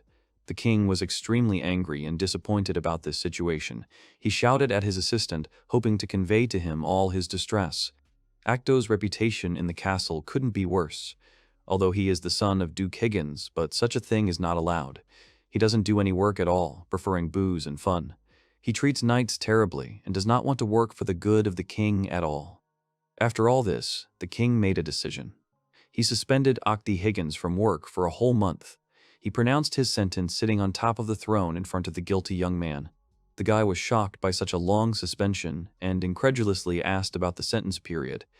His face was contorted with shock and despair. The king made this decision for a reason. He ordered the young man to change his attitude to work in the time allotted to him. The man on the throne looked no longer young. He had gray hair that hung down to his shoulders and a long beard that reached to his collarbones. The guy continued to bicker. Putting his hand on his heart, he tried to convince the king, saying that it was not his fault. But the king has had enough of this talk. He no longer wanted to listen to Acto's excuses at all.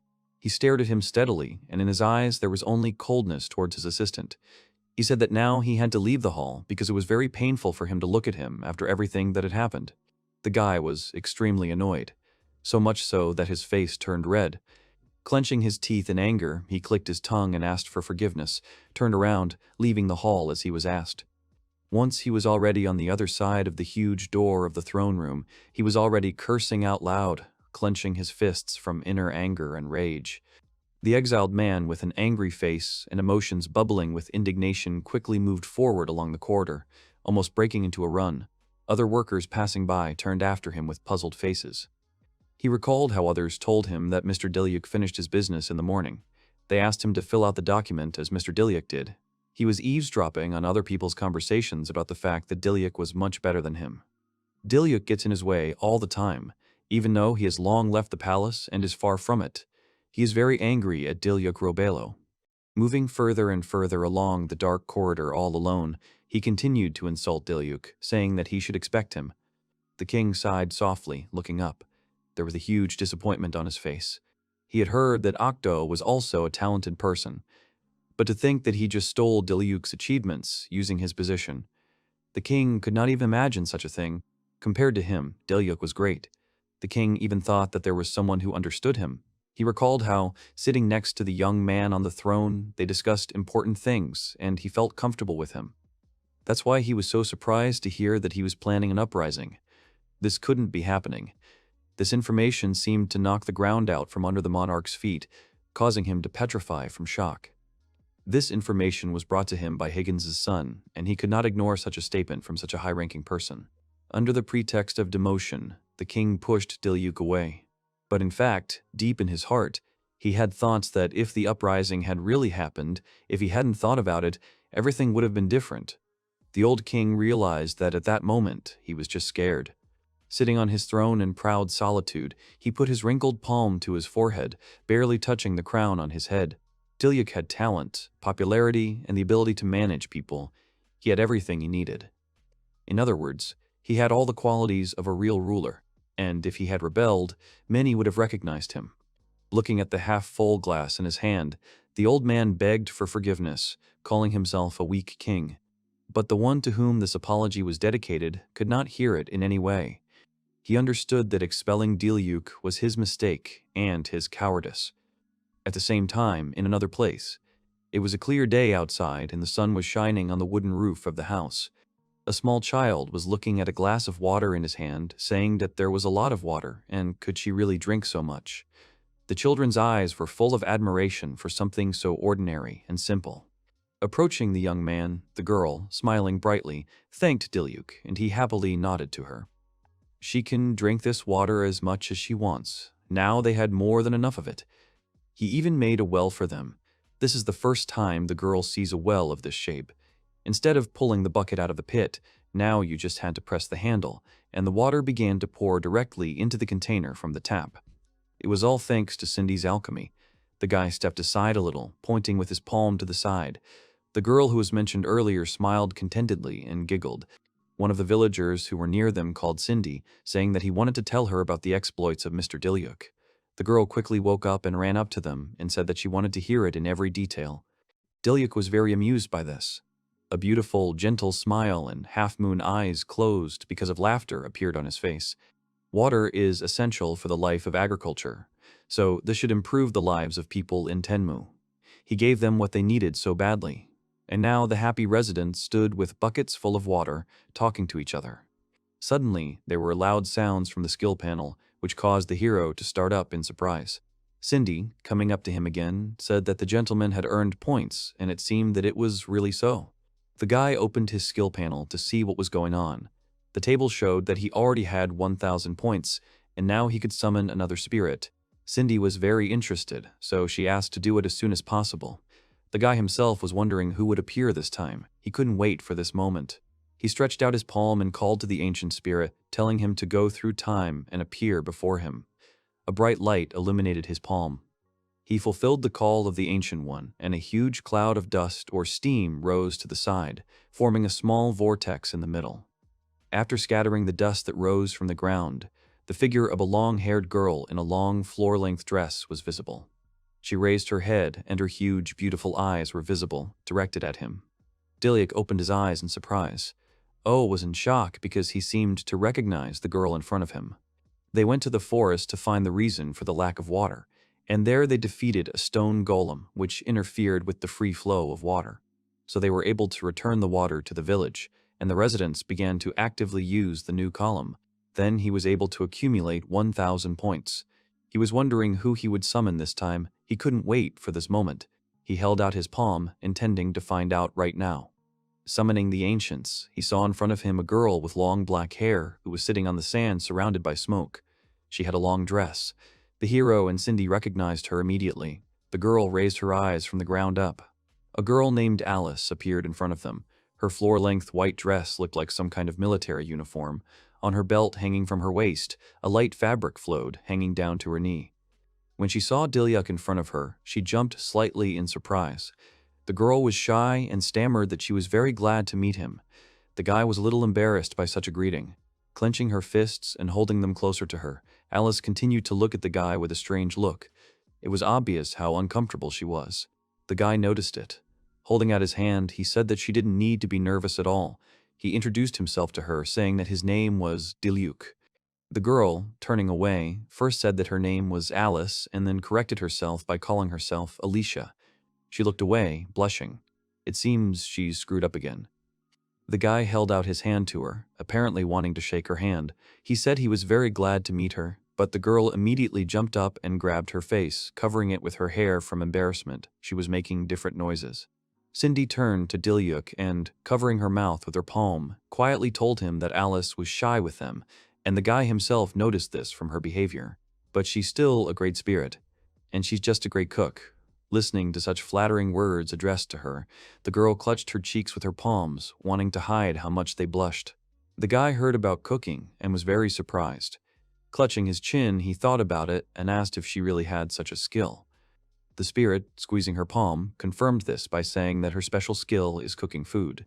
At the last words, her confidence grew and she already looked different. She no longer hid her face and was not so tight-lipped. The guy was very surprised that the spirit in front of him was a cook. As soon as Cindy remembers her food, she immediately wants to eat. She closed her eyes, as if already feeling this divine taste from Alice's food.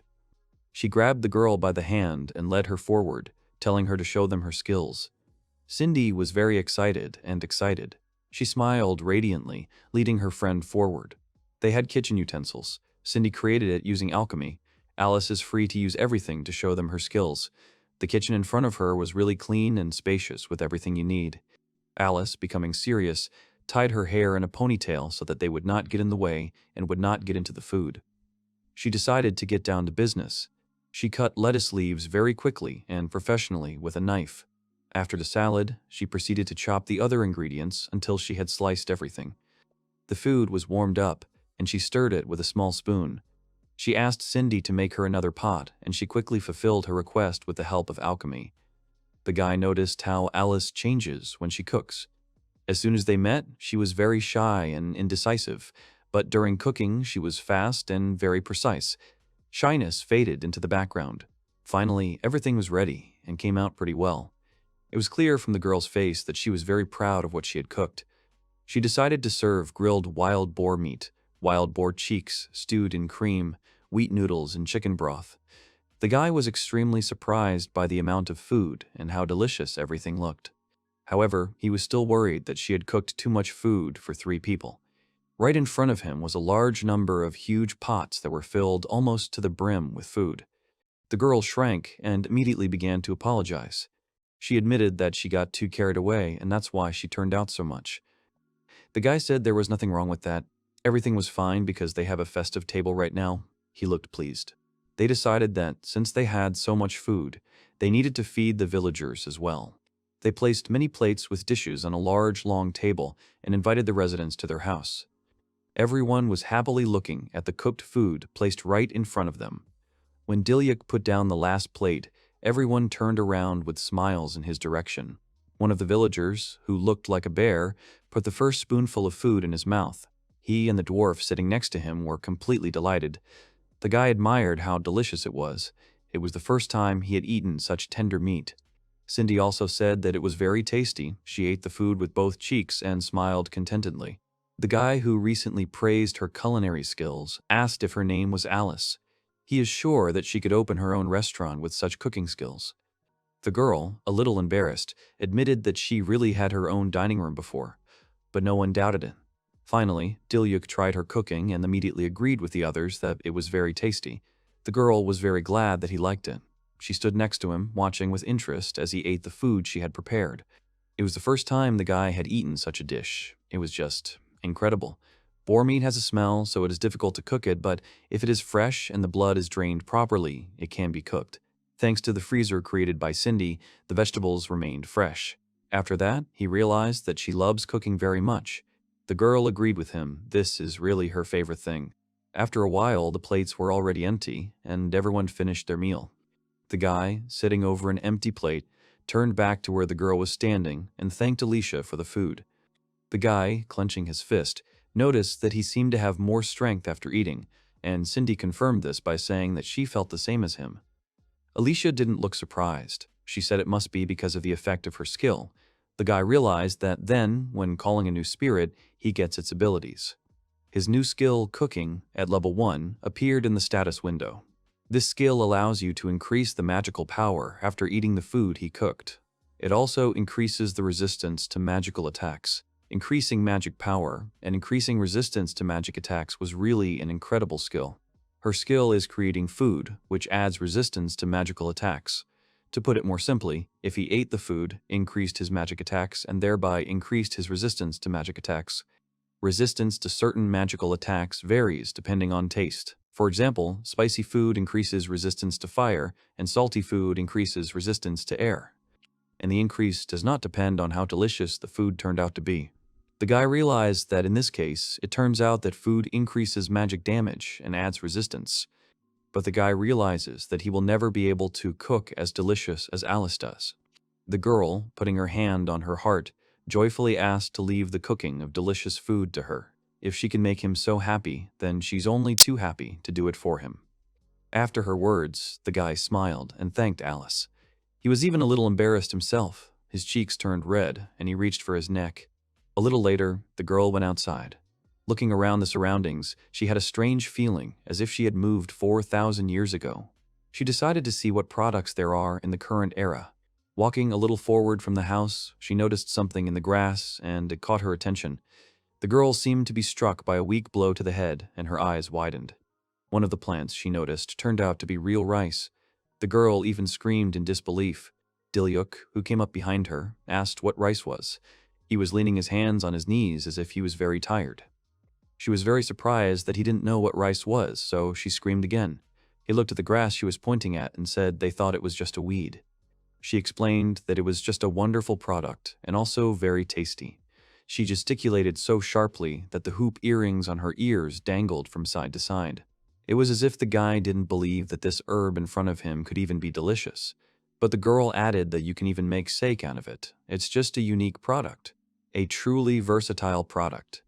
There are difficulties with agriculture in this village, so it would not be superfluous. He asked Alice if she could grow this rice, and she replied that it was possible. He's growing very well, and it seems that this place is the right land for him, so everything should work out.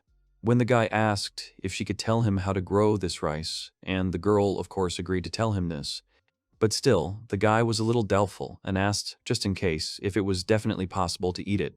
Maybe he'll like it if you grow him up. Although his whole face showed uncertainty in his own words. A little later, the girl was able to grow rice and was already cooking it, giving it to the hero and the villagers for trial. Diluc, the dwarf, and the bear-like man were in complete admiration after tasting this cereal. After a while, Diluc and Cindy stood together, looking ahead at the field. The girl believed that Alice fit in well with the village, and the hero could not argue with this. After her appearance, the food became much better, and it was just an undeniable fact. He didn't know that rice was so delicious before he tasted it thanks to Alicia. Cindy knew firsthand that Alice had the most delicious food.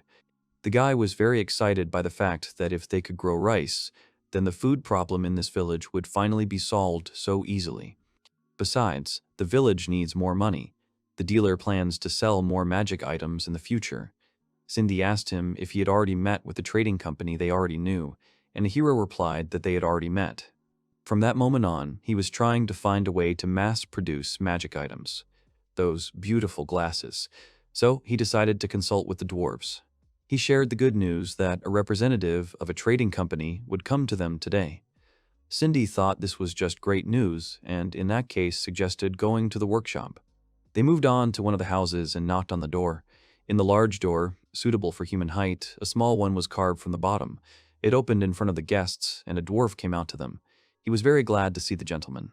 The main character and the girl apologized for the intrusion before entering, and the dwarf said that they shouldn't worry since they are on a break now. Surprisingly, it was a neat and tidy workshop. The girl also drew attention to this place. It caused her excitement, and she clenched her fists. It turned out that the dwarves have top-level construction skills. They finished everything a few days ago. And they also prepared the magic items that Diluc asked them for. Pushing aside a piece of cloth with which the objects were covered, he showed them a lot of glasses inlaid with stones. They were exactly the same as the ones Cindy created. The girl looked at one of the glasses in her hand in surprise. Diluc also saw that there were no differences between them. Now they will certainly not have problems with trading as it was in the past. The guy wrapped his arms around a box of glasses, examining them from all sides. He said he would definitely give a reward to the dwarf for the work he had done. He was very glad that he had consulted with the dwarves and thanked him for his help. The dwarf said that it was all thanks to the fact that he allowed them to disassemble such a beautiful object, and they created a drawing so that it was possible to put it into mass production. In this case, he decided to ask the residents who would have time to help with this case. He asked the dwarf if he could lead this production, and he of course quickly agreed to do so. They actually finished something else interesting. Going to a small chest, he opened it, and Diluc saw that inside it was what he asked for. Inside the small chest was a beautiful bracelet with a huge stone in the middle. When Cindy saw it, she asked in surprise what it was. It turned out that this bracelet allows you to store magical energy. It acts as a repository. He needs to put magical energy into the bracelet and store it there, and after that, the magical energy in the body will eventually recover. They made it from the core of a golem that Diluc defeated not so long ago. Thanks to this thing, the hero does not need to think about wasting magical energy, and he was very happy about it. He was looking at the new thing with a smile on his face. Cindy, picking it up, also noticed how wonderful the item was. Due to the fact that he has more and more skills, he needs to use his magic more effectively, which is why he asked to make this bracelet for him. Although he asked the dwarves to help him with the production of magic items, they even managed to do that. It's just amazing. The dwarf, embarrassed, said that it was just a trifle. Looking at the bracelet in her hands with burning eyes, Cindy called the gentleman. She asked to be allowed to put this bracelet on him herself. She asked him to extend his hand to her and took Diluc's palm. When she put the bracelet on him, she looked very pleased. After a moment, the bracelet on his wrist began to shine, and the hero began to feel the magical energy being absorbed by the bracelet. The dwarf said that at the right moment he needed to squeeze it, and the energy would be released on its own. Cindy kept talking excitedly about how the bracelet looked good on him. She would like to have one for herself, too. As if knowing everything in advance, the dwarf showed her another exactly the same bracelet in his hand, saying that they had made another one of the same shape. When Cindy heard about it, she was delighted. But the second bracelet was just a replica that could not store energy inside itself. But still, they were very similar. The girl was very amazed. Cindy put her hand on her cheek, closed her eyes, and stretched her hand forward. With a smile on her face, she asked Mr. Diluc if he could put this bracelet on her, as she had done earlier, for him. But the dwarf was ahead of the hero. Without waiting for him to approach the girl, he quickly put a bracelet on her outstretched arm, asking how it fit her. The girl was upset and cried and asked to wait. She wanted Mr. Diluc to put this bracelet on her. Didn't the dwarf understand that? The latter, with his palms outstretched, was a little puzzled. He apologized for not thinking about it. But still, he really suited her very well. After these words, the girl smiled again, asking if it was true. Her mood was lifted again, and she was beaming. Diluc approached the dwarf and, covering his face with his palm, quietly asked him if he still had such bracelets. He also wanted to give them to Hakure and Alice. It turned out that he actually had more of them. Hearing these words, despite the fact that the hero tried to speak softly, Cindy was very upset, because it turns out that she is not the only one who will wear such a bracelet. But he will feel uncomfortable if they get upset that they don't have such bracelets. After all, Mr. Diluc was such a man, which is why Cindy loves him. Sighing softly, she quickly came to her senses, no longer showing her sadness about it. In this case, the dwarf decided to adjust the dimensions to the ones they needed and later bring them to the hero himself. The latter thanked him for this. A merchant's caravan is due to arrive any minute. It's their first time coming here, so they need to come out and greet them. Cindy really wanted to go with him, so they quickly said goodbye to the dwarf and left the building. 43. It is not known how long they have been standing, but Cindy has already begun to yawn. It was only clear that the caravan was very much late. Diluc noticed it too. He was peeking at his pocket watch, which showed that it was already 4,003 p.m. Could it be that something could happen along the way? Diluc began to worry, so he decided to summon Hakura. Immediately, a huge white dragon appeared in front of him instantly. He said he needed to explore the area, and she understood him. Sitting on the dragon's back, they soared up above the trees, surveying the surroundings from a height. Cindy was sitting behind Diluc, turning her head from side to side to find the cart. Suddenly, she called out to the hero, pointing to a lonely cart among the trees. He quickly jumped off the dragon, not waiting for it to land on the ground. I turned to the coachman. He asked if something had happened to them. He was scared when he saw the guy in front of him and called Mr. Diluc to tell him something, but he himself had already noticed. From the curtain on the front of the carriage, which was directly behind the driver, the tip of a sword could be seen. The sharp blade was pointed straight at the man's neck. Diluc was extremely surprised. He shouted, asking the one inside who he was, and ordered him to get out of the cart. The man inside came out as he was asked. Seeing who was in front of him, Diluc was greatly shocked. Right in front of him was an agitated Acto. He seemed to be talking like a madman about coming to see Diluc Robelo, the king's confidant. The guys were standing in front of each other. The hero pulled out his sword, pointing it towards the guy he already knew. He also took out a small blade and shouted that he had come to see Diluc Robelo. He looked like he had lost any common sense. Cindy was confused. She asked Mr. Diluc who the man in front of them was. He told her that this was King Octo Higgins's confidant. He was the one who had driven him out of the palace. He is the one who caused all this to happen, and now he is interested in what this person has forgotten in this place. The coachman said that on the way to him, this man attacked him. The guy was already getting off the wagon with his feet on the ground. It wasn't so scary anymore, as help had already arrived for him. After his words, Acto turned to him and shouted at him to shut his mouth. The coachman was greatly frightened by his anger. He fell backwards, landing on the ground and flinching. Acto came to him with a good offer in his opinion. Diluc asked, a little confused, what he wanted from him. He said that the rebel Diluc was forgiven, and he was clearly not happy about this news. There was a short silence after his words. And he repeated to him that he should return to the capital, since he had been forgiven. Cindy, hearing about this, looked at the talking guy incredulously with her hand pressed to her face. Diluc himself showed no emotion and remained silent.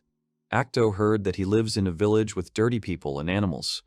If he becomes his subordinate, he will live well in the capital again, and he will even allow him to participate in politics.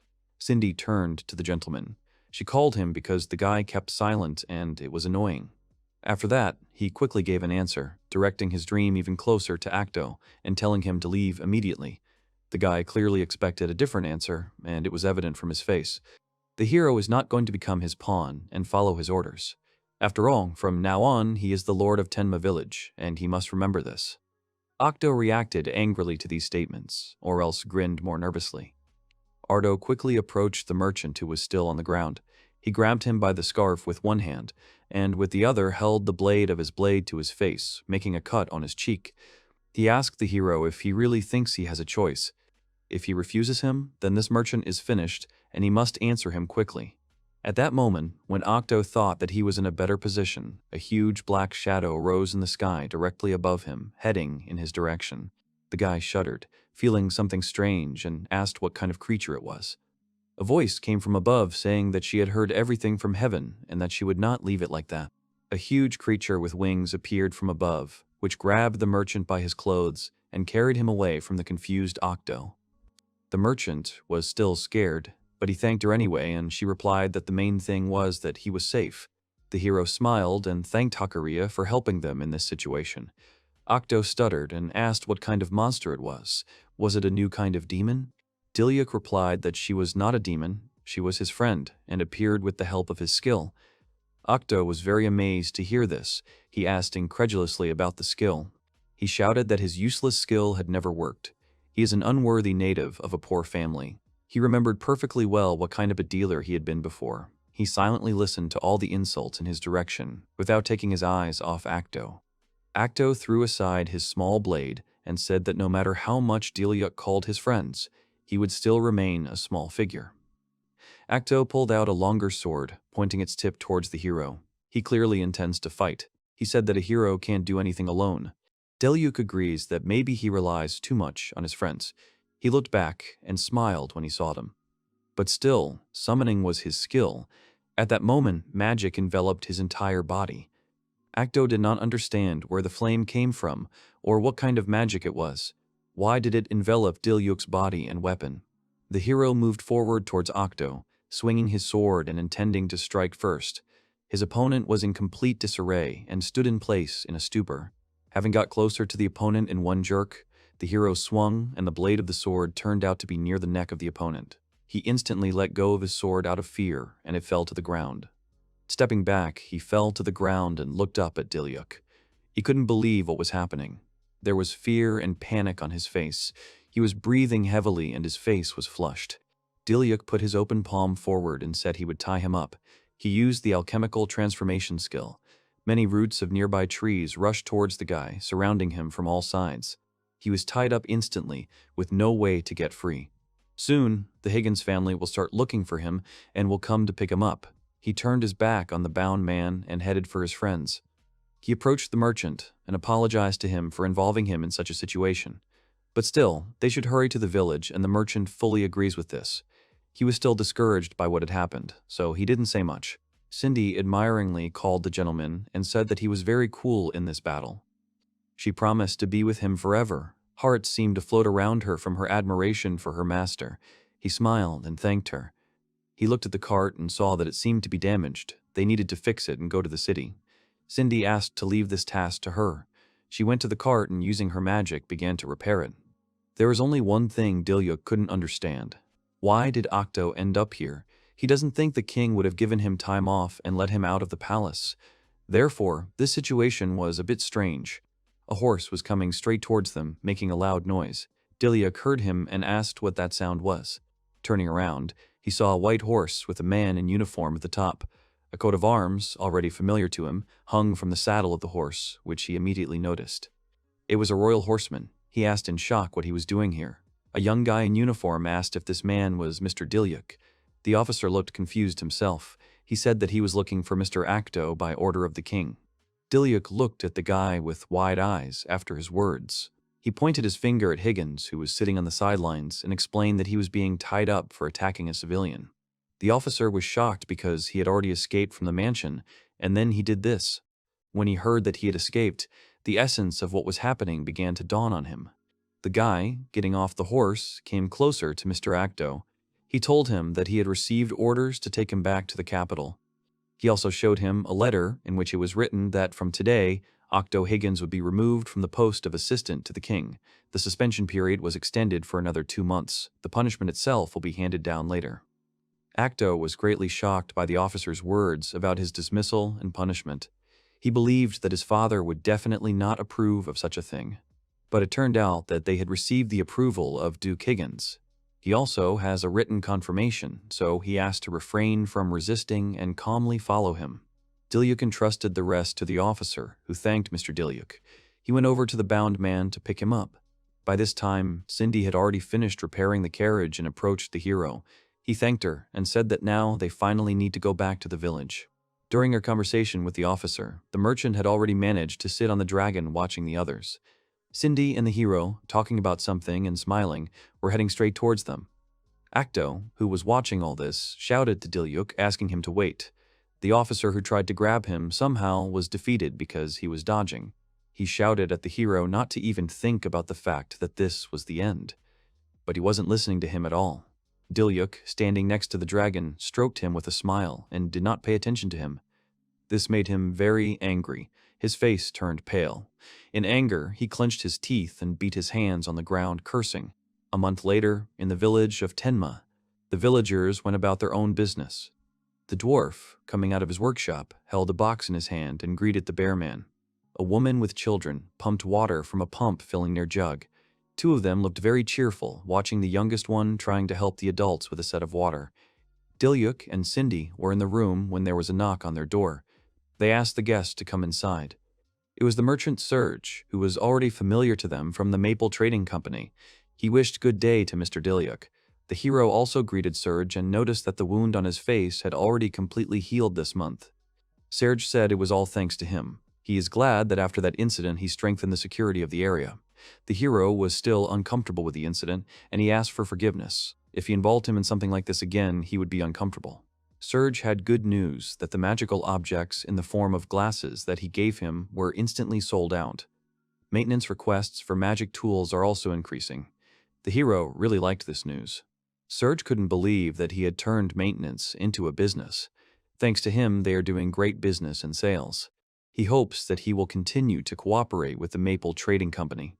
The merchant was about to leave and bowed goodbye, but Diluc asked him to wait. Smiling, he asked Serge if he would like to have a snack before the long drive back from the village. A little later, apologizing for the wait, a plate of food was placed on the table in front of him, from which steam was still coming from the heat. It was the first time Serge had seen such a dish and asked what it was. Diluc said it was cooked by their best cook in Tenma and pointed to Alice standing next to him. The girl, embarrassed by such words, said that this was a special pilaf. This dish of the day is made from deer meat with rice and spices. Rice for pilaf is boiled with a little water to make it lush, and freshly picked carrots have been added, which are grilled with oil.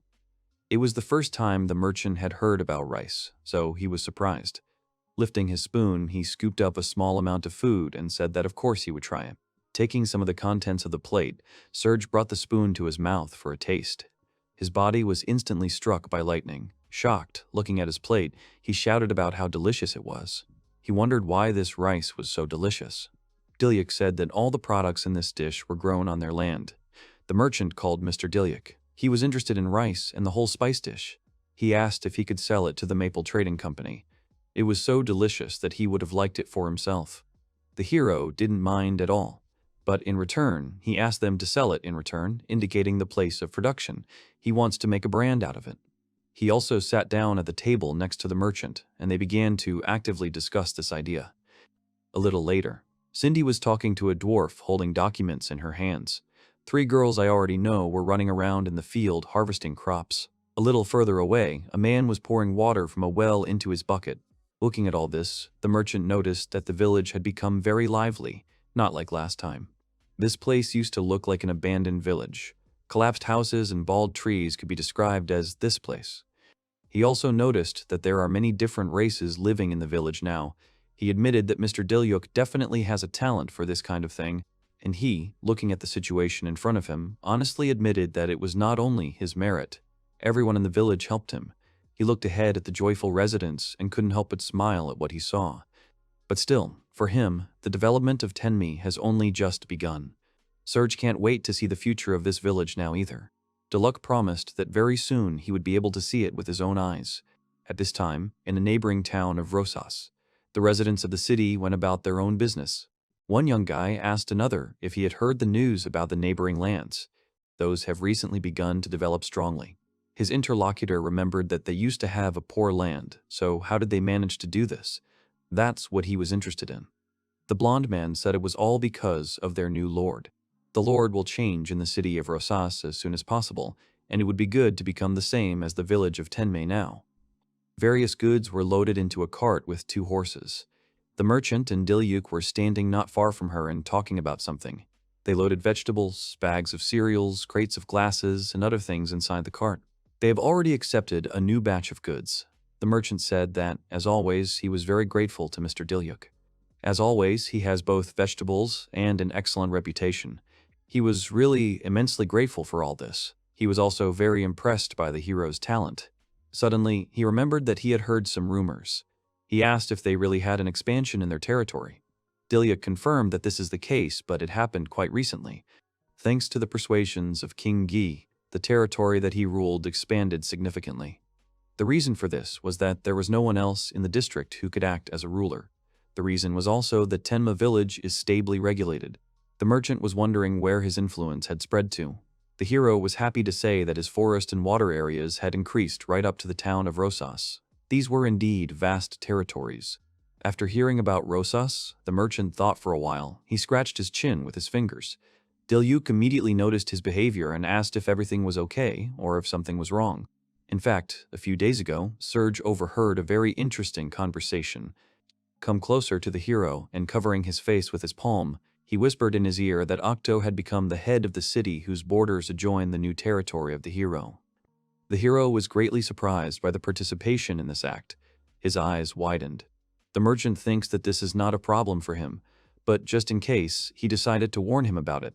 After telling everything he knew, Serge bowed to the hero with his hand on his heart and said goodbye to him. The hero also said goodbye to him until the next meeting. As soon as the merchant left him, he clutched his chin with his fingers and thought, withdrawing into himself. Aristocrats expelled from the central part of the country are often sent to villages. Duke Higgins probably had the idea that this was an opportunity for him to change his attitude. He was remembering something that had happened some time ago. Higgins's furious face full of revenge. If he's up to something again, then Tenma village may be in danger. He decided to tell his friends about it. Upon hearing such news, Cindy screamed in surprise. She asked if Acto had really become the lord of the neighboring city of Rosas. She was very eager to fight with the desire to punch him in the neck and asked for permission to do so. The hero restrained her by grabbing her shoulder. He asked Cindy to calm down because it's not that terrible. When she heard that, she was a little confused and looked at him. He took out a map and spread it out on the table. He pointed at the territories with his finger and said that the current territory adjoins Rosas through the forest, but there's nothing wrong with being careful. Currently, they are guarded by a tribe of bears, but they cannot cope with the increased territory. Moreover, there are not many of them at all. Even if they are attacked, he wants to be ready for this. He thought about a trip to his new territory. While he is not in the village, he relies very much on the dwarf Devado. He wanted to say something to Cindy, but she immediately replied that she wanted to go with him. He did not argue with her, and said that in that case they were heading for the forest, and she completely agreed with him. Sometime later, a very dense forest, through which several people were walking forward. Cindy and Diluc looked around. The hero noticed that there were not so many miasma there, but still, for some reason, there were a whole bunch of monsters. It would be easy to hide if Acto attacked them, but just in case, he suggested setting traps in the vicinity. Bending down to the ground, the hero straightened the nets of traps and laid them on the ground. Next to him, Cindy was creating those very grids with her alchemy magic. They worked together, pulling ropes tied to a grid on nearby trees. The girl is very tired. Sitting down on the ground, she began to complain that this forest was very huge. It was simply impossible. The hero thought about the fact that this territory stretches all the way to the sea, and in this case they will not have enough time or energy to do everything that he planned. He heard a short alert and flinched. Immediately after the sound of the alert, he opened his status to look at it. He saw that his experience points had reached 1,000 again, and he was able to accumulate them. Perhaps this is due to the success in selling magic tools and the expansion of its territory. It would be very nice to have a spirit with defensive skills and knowledge. Cindy couldn't wait for it herself. She clenched her fists and rejoiced behind him. The guy completely agreed with her. He left the girl a little behind him and walked forward, holding out his palm. He was reciting a spell, summoning an ancient spirit to pass through time and appear before him. Magic gathered around him in a whirlwind and aimed at the ground next to him when he summoned the ancients. A girl with long blonde hair suddenly appeared in the place where the whole blow fell. She was squatting with one hand on her knee and the other on the ground. She slowly raised her head, and her gaze was still not clear. The hero briefly stood in a stupor, looking at the girl in front of him. With his mouth wide open, he looked at the spirit dressed in a short top and trousers that looked a little like military ones. The girl had a necklace around her neck that looked a bit like a collar. The girl finally got up from the ground and looked forward at the hero. She said it was an honor for her to be called up. She introduced herself as Carrot Sandy. Having said all this, the girl smiled, and her smile was so wide that even her eyes were covered. The guy came closer to her and said that he was very pleased to meet her. He thanked her for responding to his call. He introduced himself as Diluc timidly. She decided to call him Mr. Diluc. The girl began to look around, asking what kind of place it was because she did not recognize it yet. He told her that this is the village of Tenma after 4,000 years. Carrot was surprised at the time of 4,000 years. She immediately realized that this was the future. She said with a smile that she really hoped that she could be useful to him. They shook hands. He thanked her, saying that he would rely on her in the future, and it turned out to be mutual. Cindy ran up to her old friend faster, saying how long it had been since she had seen her. The girl called out to Cindy, noticing that she was, as always, full of energy. Cindy told her that she had arrived just in time. She and the hero looked at her in surprise. The guy at first did not understand what time she was talking about. After that, realization dawned on him, and he remembered what they had been doing earlier. He asked about Carrot's ability. The girl, inspired, clenched her fist, wanting to show off her ability, but before she could say anything, a growl was heard near them. Turning around, they saw at least 3 monsters ahead that looked somewhat like wolves, but their bodies were also close to human ones. They moved very strangely. The monsters stared furiously at the people coming out of the forest closer to them. Upon seeing the monsters, Diluc immediately grabbed the hilt of his sword hanging from his belt. Turning in all directions, they noticed that they were not noticeably surrounded from all sides. The guy, a little worried, thought about how many of them were around. He still did not understand what to do in this situation. Carrot called out to the hero, telling the master to entrust this task to her. She walked forward, and he stayed behind, looking after her in surprise. She realized that she had definitely arrived at them on time. Picking up her hammer, which had a stone inlaid on the metal, she lightly tapped her palm with it. If these monsters were going to attack them, then they should have done it all together. After she hit her palm with it, her hammer quickly increased in size, turning from a small tool into a large weapon, more like a sledgehammer just in the shape of a hammer. She jumped forward, hitting the ground with the flat, circle-shaped end of the weapon. Instantly, some kind of circular waves began to gradually emanate from the impact site, spreading further and further into the forest. As soon as the waves began to argue, the guy looked around in surprise. He didn't understand what had just happened, so he asked Carrot about it. He turned his attention to the side and shuddered. 2 of the monsters were rushing straight at them, not wanting to stop. It turned out that there were a lot more of them from all sides. At least 6 monsters were heading straight towards the 3 of them, surrounding them. The guy and Cindy looked very worried. He grabbed his sword with both hands, already thinking about starting to defend himself. One of the monsters, with an outstretched tongue, was already approaching them when suddenly one of his paws fell into a trap that had not been in this place before. He appeared out of nowhere. The next 3 monsters also landed with their front paws in the traps set by Sandy. None of the monsters could reach them. They were all already lying on the ground, howling in pain. The guy was very impressed with her skills. He clenched his fist, shouting how amazing it was that she was able to stop everyone at once. Sandy was smiling contentedly, saying that she had done pretty well. Her ability was to create traps. With her magic, she instantly creates traps. And her little hammer helps her in this.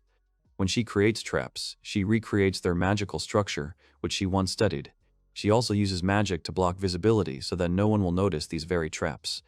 The guy understood why, from the very beginning, he did not see anything around them, and only after the monsters got into the traps they became noticeable. She happily said that it was a great compliment to her, as a huntress, that he had not noticed her trap. He won't be able to stop the trap until he fully understands its structure, which is exactly how her skill worked. The guy, excited by this wonderful skill, suddenly grabbed the girl by the palms. He was smiling brightly and his cheeks were flushed. It was just the perfect defense ability. Cindy behind them saw this scene and shuddered with jealousy. Surprised, Carrot asked him if he wanted to protect something now. Is that why he's so excited right now? The guy sighed and said that he is the lord of these lands and they are slowly developing, so it is natural that he really wants to protect them. More recently, their territories have expanded. He really wants to be ready for attacks by monsters or strangers. With a confident look, the girl told him that in that case, she was perfect for the role. Cindy immediately stood between them and turned towards the hero and said that he was right. Carrot, in her opinion, was actually an amazing person. She said that in ancient times, this girl built a huge castle in the village of Tenmei. It was of considerable height and with a complicated structure. All of its towers were of different shapes and were not limited to cylindrical structures. The guy asked in surprise if the castle in Tenma was really built by her. In fact, it was the first time he had heard of such a structure in this village. The girl was a little embarrassed. She held out her palms as if trying to pull away. She insisted that she hadn't actually done anything so global. Cindy noticed that she was starting to act shy, so she teased her. Carrot decided to keep up and told the hero that Cindy was a royal alchemist. She created magical items for the royal family. She said that she had even been called an alchemist from Tenma before. The guy looked in surprise at the laughing Cindy, asking if it was true. He really didn't know and only heard about it for the first time today. A little embarrassed, she said she thought it wasn't cute at all, so she didn't tell him. The ancient village of Tenma is already in the distant past. In ancient times, Tenma was under the rule of a king, and people created their own culture. But still, everyone lived in peace and harmony. If we talk about the castle, then it was naturally important for the village at that time. Tenma's castle was her symbol and the center of protection. Due to the fact that he was well guarded, Tenma could develop peacefully without any obstacles to this. Upon hearing that the castle was the center of protection, the guy instantly had a great idea. The castle was built in ancient times to protect people's lives. Culture and civilization developed in this castle. He asked the girls if it was possible to reproduce the same old castle now. Cindy looked questioningly at Mr. Diluc, who, at that moment, withdrew into himself thinking, Tenmi Village really needs defensive power right now. If they could recreate that very ancient castle, he thinks they could make Tenma even better than it is now. Thinking about this wonderful future, the guy clenched his fists tightly. He was very serious because he really wants to see that civilization with his own eyes. He reached out with his palm to the bag hanging from his belt. Taking out a map, he unfolded it in front of everyone. Carrot looked at it and asked if the area marked on it was the current Tenma. The guy confirmed it. It turns out that the area itself has not changed much since those ancient times. She took part in the construction. She said that it would be necessary to change the plan in accordance with the current situation in the village. But despite all this, she is confident that she will be able to recreate it all as it was in the old days. She looked very convincing, and her words were beyond doubt. Cindy happily said that she also really wants to help her, and they can do it together. The guy, inspired by this solution to their problem, thanked them. There was no limit to his joy. While the three of them were looking at each other, he told them that in that case they needed to start building the castle immediately. At the same time, the city of Rosas. The streets of this city seemed to be empty at the moment. It was too different from what it was not so long ago. These alleys used to be crowded with people. Two guys I already know met each other again. Last time, they talked about a village not far from them. And now the news was that the trade in rural products had been stopped. One of them did not understand why this had suddenly happened. It turned out that this was the message from the new lord. Only merchant guilds officially recognized by the lord himself can now trade in the city. Telling this, the blond man looked very tense and scared. The guy in the hat was full of horror. He did not understand how it happened in the end. The blond man saw a sign nailed into the ground on the side.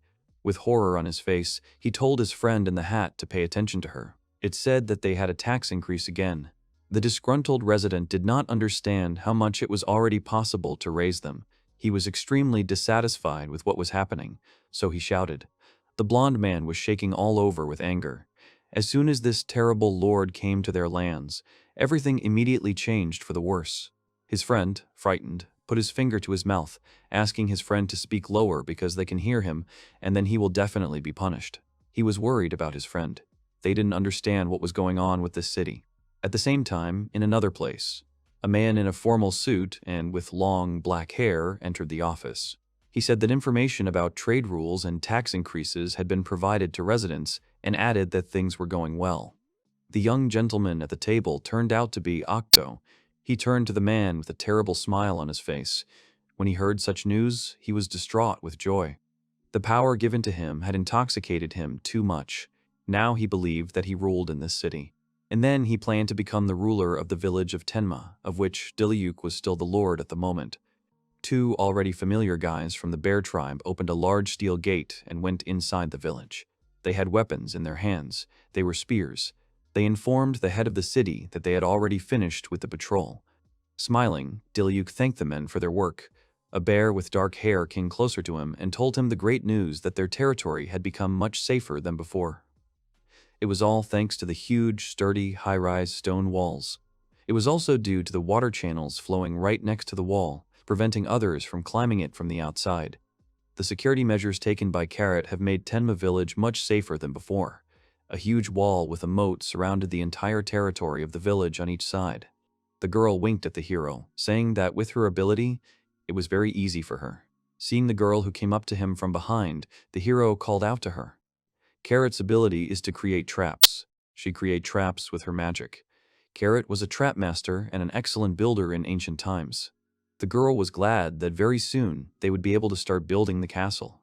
After all, so far they had only a wall and a moat ready. Recreating the ancient Tenma castle is their current task. That building was really great, so it won't be an easy task. A man from the bear tribe said that it is extremely difficult to build alone. They also wanted to help her in this difficult matter.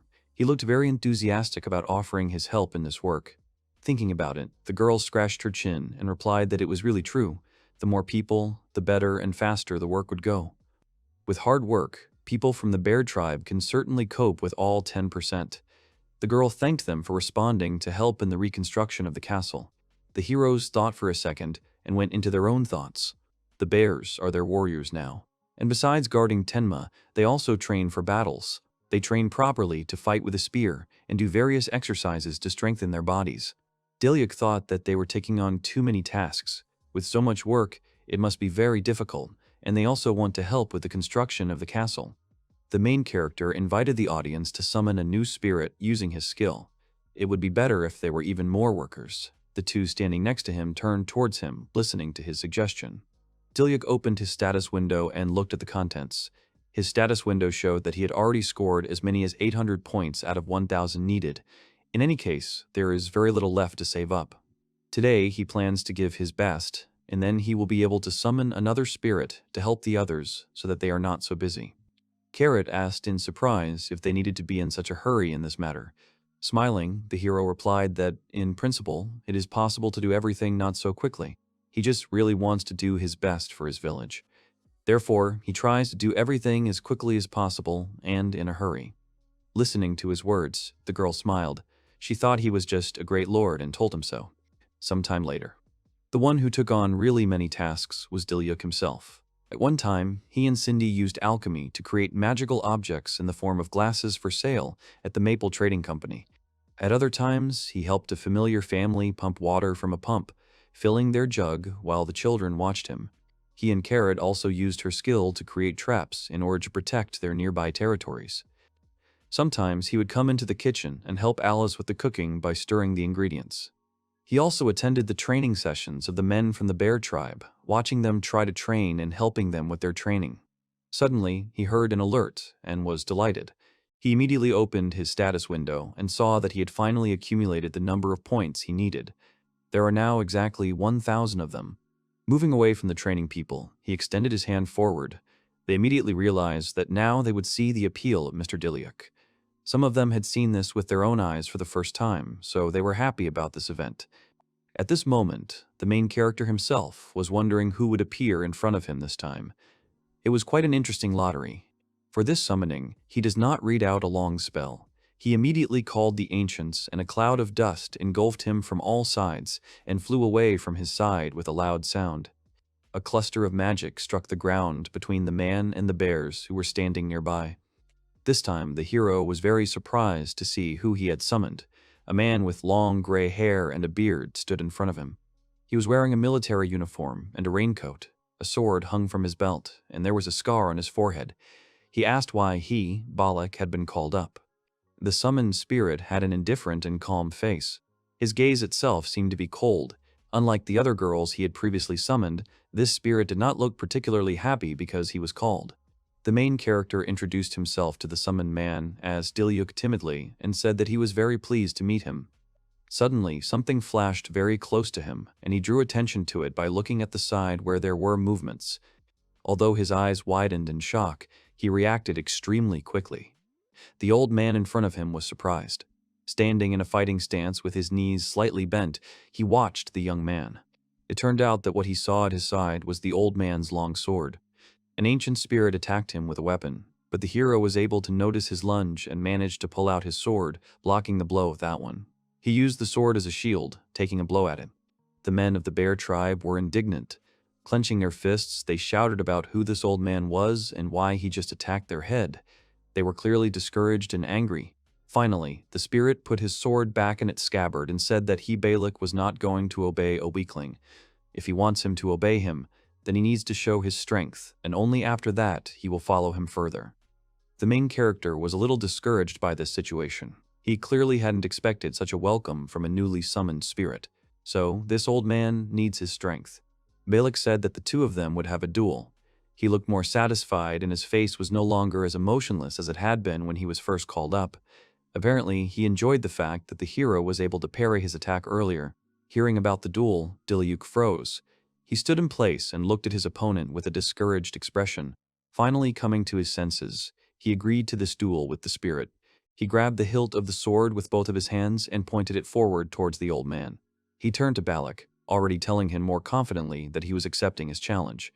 The three bears behind the old man stood in place, not moving, and watched them. The spirit liked his courage. Once again, taking out his sword from the scabbard that hung on his belt, he pointed his weapon towards the hero, preparing for a duel. He decided to give him a head start, saying that he could attack him as he wanted. The main character immediately noticed that this spirit had an incredible aura. Just standing in place, there was a huge force from him, which seemed to be pouring light from his body. Diluc didn't look at his skill, but he seemed to have more power. A similar aura has already emanated from the hero himself. Balak chuckled as he noticed that the hero got used to chi very quickly. That's what it means to have a summoning skill. The hero was able to conquer and master the summoning skill. The main character had heard about chi for the first time and did not know what it was. He understood that the difference in their combat experience was huge. If he didn't give his all in this duel, he would definitely lose to the ancient spirit. The three of the bear tribe continued to silently watch what was happening. Some of them were discouraged, and some were a little angry about what was happening. Shifting his leg to get into a more comfortable position, the hero thought to himself that he could not possibly lose now. Tightening his grip on the hilt of his sword with both hands, he abruptly moved forward. The old man stretched out his sword arm and parried the hero's blow by crossing their swords with each other. The sharp blades of the weapons made sounds as they rubbed against each other, while their masters tried to fend off each other's swords. Finally, they knocked their swords aside in preparation for another attack. The man was watching his opponent closely without moving his gaze away. He noticed that the hero's chi had increased again and his aura had become more powerful. He continued to move forward and attack the spirit without stopping. He was focused, and his newly acquired aura continued to shine, enveloping his body.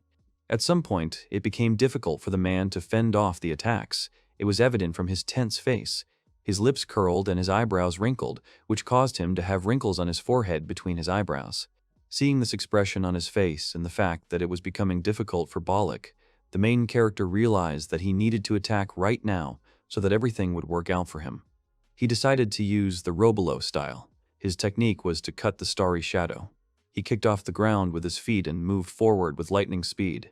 He swung his sword back to gain strength and deliver another decisive blow for this battle. Diluc rushed by without stopping, and at some point he was already behind the old man. They had their backs to each other. At first glance, it seemed as if the hero had missed or the old man was able to dodge the blow. They continued to stand in place, not turning to each other and not lowering their swords. A second later, Baleko abruptly dropped to one knee on the ground. He was leaning on the ground with one hand. His sword fell out of his hands right next to him. Despite the fact that he was defeated in this duel, the old man was smiling. He turned his head slightly to the side where the hero continued to stand motionless. Balak said it was great. The surprised guy turned back and looked at him. He was very surprised to see the spirit kneeling in front of him. The latter bowed to him, showing his respect. He admitted defeat and called Diluc the young master, apparently accepting him as the master. The hero, looking at this, opened his mouth wide.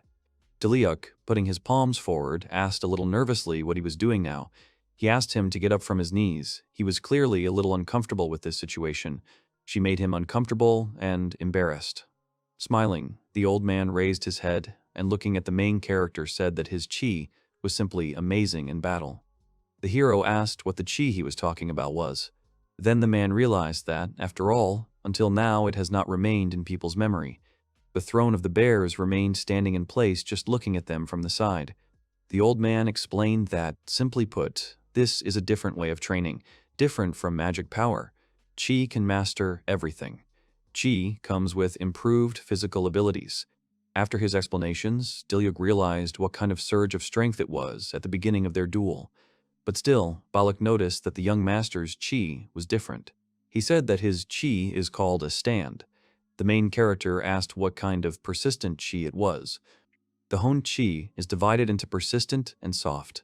To fight monsters, you need a steadfast one, and to subdue a soft one.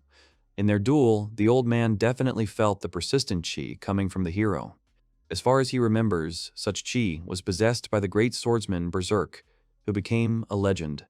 After hearing about the great Berserker swordsman, the main character looked at the man in surprise. He said that in the past, the swordsman was his disciple and surpassed him with his strength. He hadn't expected to meet someone like him after all these years. The hero scratched his head in embarrassment, saying that he did not even know if he could be on par with such an amazing person as a berserker. The old man noticed that he was as humble as the other one. They were similar in that too. Putting his palm to his stomach, he bowed slightly in front of the hero, saying that he could order him in battles. The bears were still watching from that place, as the two were having a dialogue about something of their own. One of them, whose hair was the longest, nevertheless came closer to the men, asking if this spirit's name was Balak. The bear with dark hair, putting his hand on his heart, asked to train them. Those standing behind him were also confident. Diluc looked at them in surprise and remained silent. The bear added that the old man said that anyone can master chi if they train. They may not achieve steady chi, but they want to help their master in some way. Balak scratched his chin and thought. In his time, the people of the bear tribe were strong warriors, but the current one standing right in front of him clearly did not suit him at all. The guy twisted his face when he heard this from the old man. Diluc, standing behind the spirit, also asked Balak for them. He clearly liked what they offered. With a displeased face, the old man said that since the master was asking him, in that case, he could not refuse. He immediately warned that his training was harsh. The bears will obviously have great difficulties with him. Ignoring this, the dark-haired man thanked the spirit for having decided to train them anyway. Looking at this, Diluc smiled.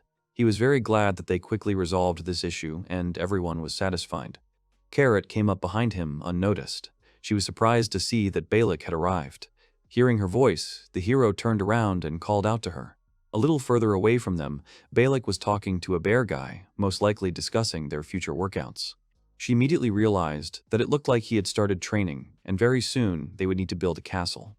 Diluc apologized to her for this because they clearly had fewer assistants. The main character explained to her that those who remained would help her in any way they could. She calmed him down, saying that everything was fine. She asked me to rely on her. Apparently she already had some kind of plan. She couldn't wait for the moment when strong warriors would defend the castle she would build. After training their chi from Balak, the guys from the bear tribe will become much stronger. The hero agrees with her. He was also looking forward to this moment. All the sun's rays broke through the clouds, illuminating one of the parts of the wall that was recently built around the village. A few days later, the coastal territories of Tenma. There was an undulating mountainous area covered with dense trees. The seashore was very close. The bears continued to conduct their training sessions under the guidance of Balak. They practiced their punches, repeating the same movement over and over again. Chi is born in a strong body, so you need to be much faster, and Balak urged them on. Diluc came up to them. He noticed how hard everyone was trying in training, and it made him smile. Diluc, who noticed him, smiled, greeting his master. He asked if he was also patrolling in this area. He explained that since their territory had increased, he decided to check in this place as well. Upon learning about this, Diluc told him that he had done a good job. Turning his back on the Bear Tribe guys, his face turned stern again. He reported that they had no problems with training. Therefore, Diluc should not worry, and he can continue his rounds further. After that, he shouted at the guys to do another 100 sets of this exercise. Seeing what was happening, the hero replied a little skeptically and sympathetically to the guys that it was probably true. After that, he really decided to go further and informed Diluc about it. He asked him to be careful on the way. The main character moved along the path between the trees, thinking that he needed to keep an eye on the monsters in the area. There are also a lot of bandits near the coastal territories. The influence of the rest of the country does not extend to Tenma, so they stayed here. He recalled a moment from the past when they had already had to face bandits, and then Cindy could have been hurt. Gripping the hilt of his sword, he thought that he needed to be even more careful. A light breeze blew towards him, blowing his hair. They started getting into his eyes, so one of them had to be covered. The wind was flying towards him from the sea. The bright rays of the sun reflected off the water surface. The landscape that opened up in front of him was extremely beautiful. He was so beautiful that the main character said it out loud. Wandering a little further, he saw the harbor to the side. It was not a large wooden bridge made of planks that was located near the rocky shore. The main character moved on, passing through the stones. Stepping over the hills, he reached the harbor. Passing further along it, he noticed a boat behind a rock and moved towards it. What he saw next shocked him very much. Something seemed to flash right by my eye. The guy was being circled by 3 men from all sides. They pointed their spears and swords at him, aiming straight at his head. The boat that he noticed behind the rock turned out to be a real pirate ship of no small size. The ship itself looked more civilized, but the sails were pretty battered and torn in some places. A black flag with a dragon depicted on it was tied to the flagpole, and a huge skull covered it from above.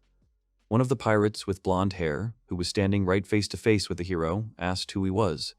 An oppressive atmosphere reigned around.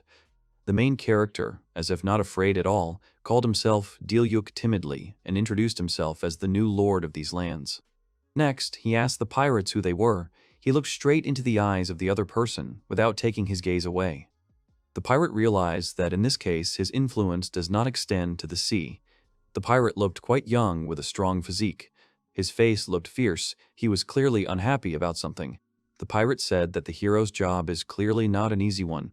He said that he and his team are a band of pirates called pterodactyls, and they live in this place. Upon hearing that they were pirates, the heroes turned to stone. Apparently, the flag with the skull did not give him any clues about who he was facing. The second pirate was squatting at his side. He put his spear even closer to the hero's head and said that it was better for him not to move. He had a rather smug expression on his face. He had already clearly signed himself up as a winner. The main character drew attention to the tip of the spear, which was approaching his face. He grabbed it with his hand, which was wearing the bracelet that the dwarf had made for him. The aura covered his body again. Surprised, the pirate pulled away, asking what he was doing now. In an instant, the main character was able to crush his spear with only one hand, breaking it into 2 parts. The pirate, who remained standing with the second part of the spear in his hand, shouted in surprise that he had broken it with his bare hands. The third pirate, with a black scarf on his head and a scared face, swung his sword. I wished to hit the hero. Diluc immediately grabbed his arm with the weapon and pulled him closer to him. Holding him with one hand, he slapped his palm with the other, causing the weapon to fall out of his hands. The shocked pirate looked at his shaking hand and started swearing. This situation clearly scared him a little. The pirate, who was the very first to start a dialogue, gritted his teeth in anger, calling him a damned official. Grabbing the hilt of his sword with both hands, he moved towards the main character, shouting that he needed to stop interfering with them. The main character did not wait for someone else's weapon to touch him, and immediately took out his sword, instantly knocking his opponent's blade out of his hands. Unarmed pirates stood in place around the main character. The youngest member of the team turned to the blonde man. He asked them what to do. If they are caught now, they will definitely be returned to the city.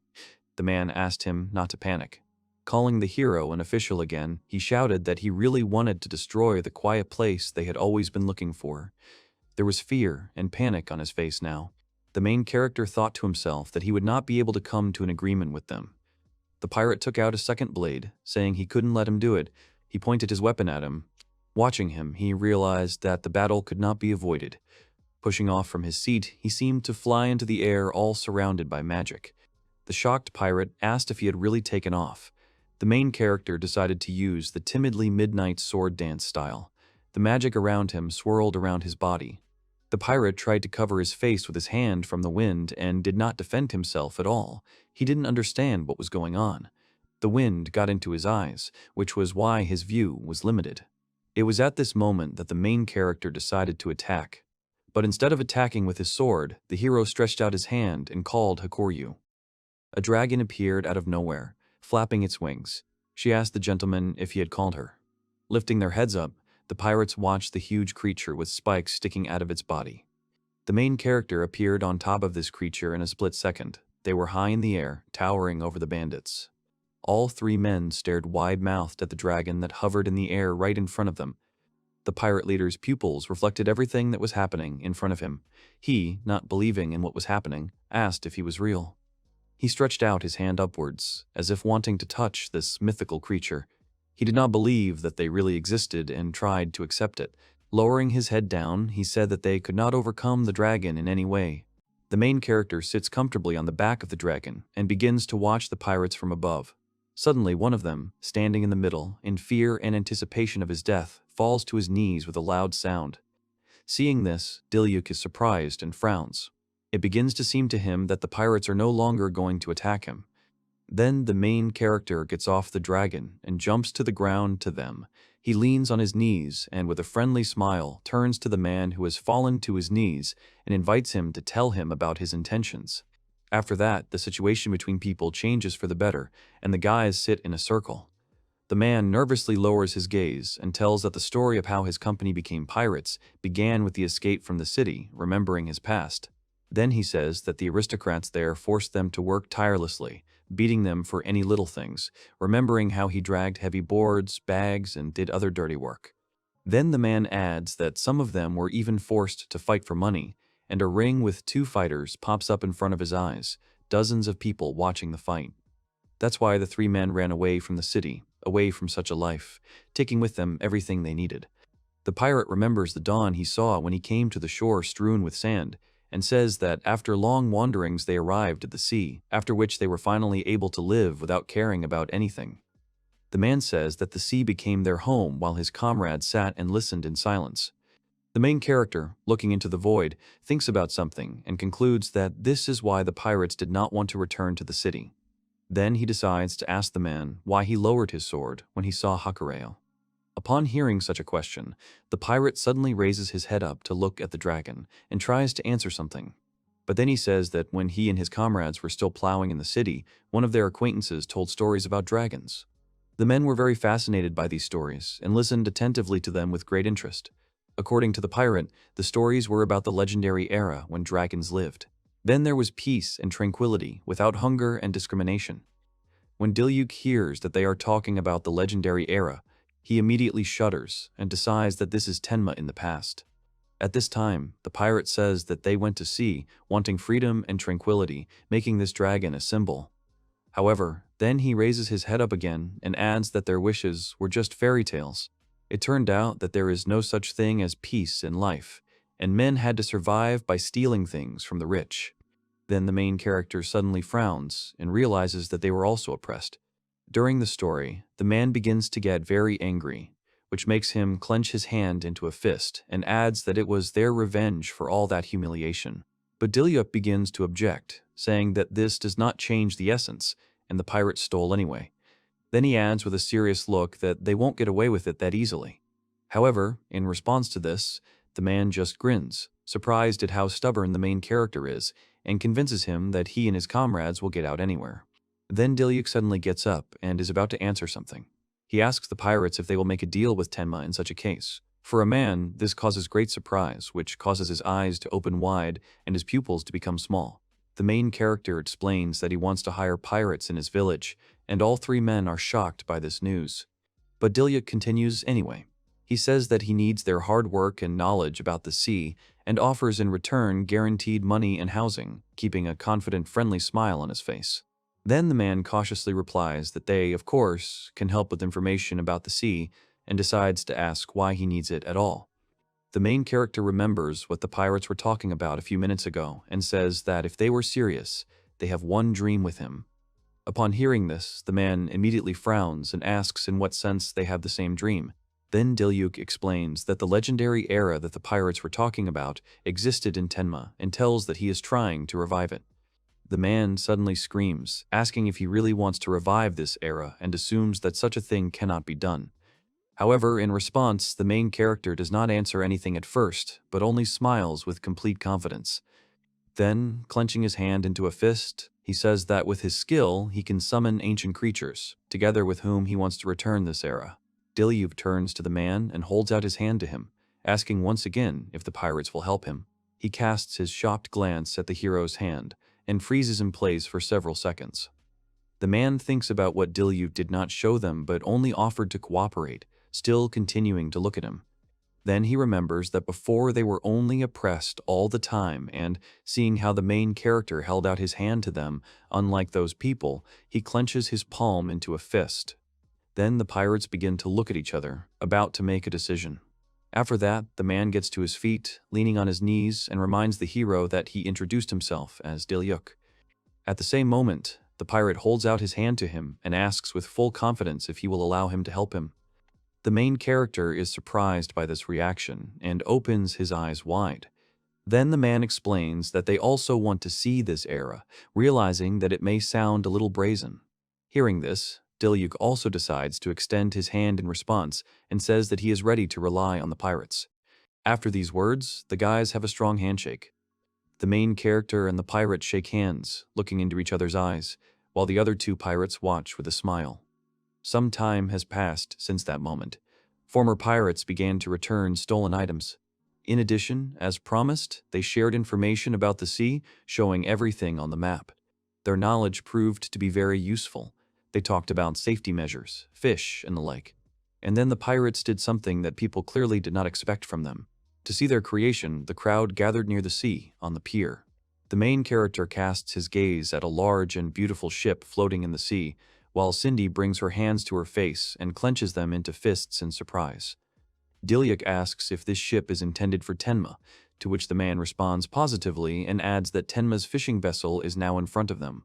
Then the main character turns his attention to the flag and notices the Robolo family coat of arms on it, consisting of a crescent moon and a dragon, wondering how the guys managed to do it.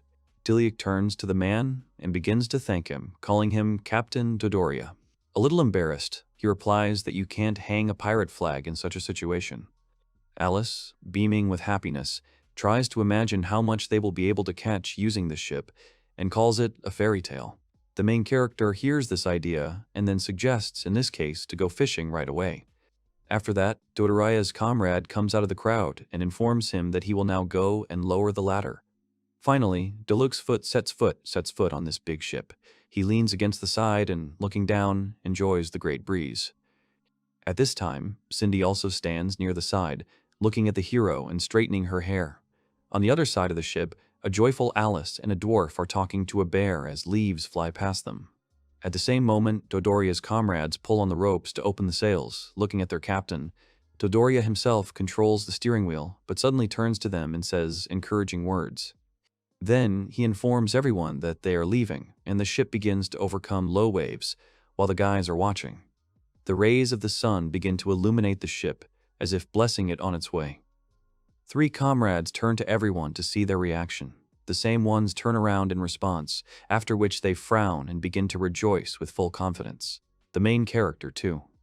The sea calms down, and the ship begins to sail through it with increasing smoothness. Cindy and Alice come to the side to look down and admire the seawater, while Dodoria suspiciously watches them. Then he turns to his companions and asks if those girls are the ancient spirits, in response to which they tell him that it looks like that. Then the captain casts his gaze at Diluc, remembering that he calls incredible people and saying that it is better not to joke with his skill. Suddenly, Cindy comes up to them and apologizes for bothering them.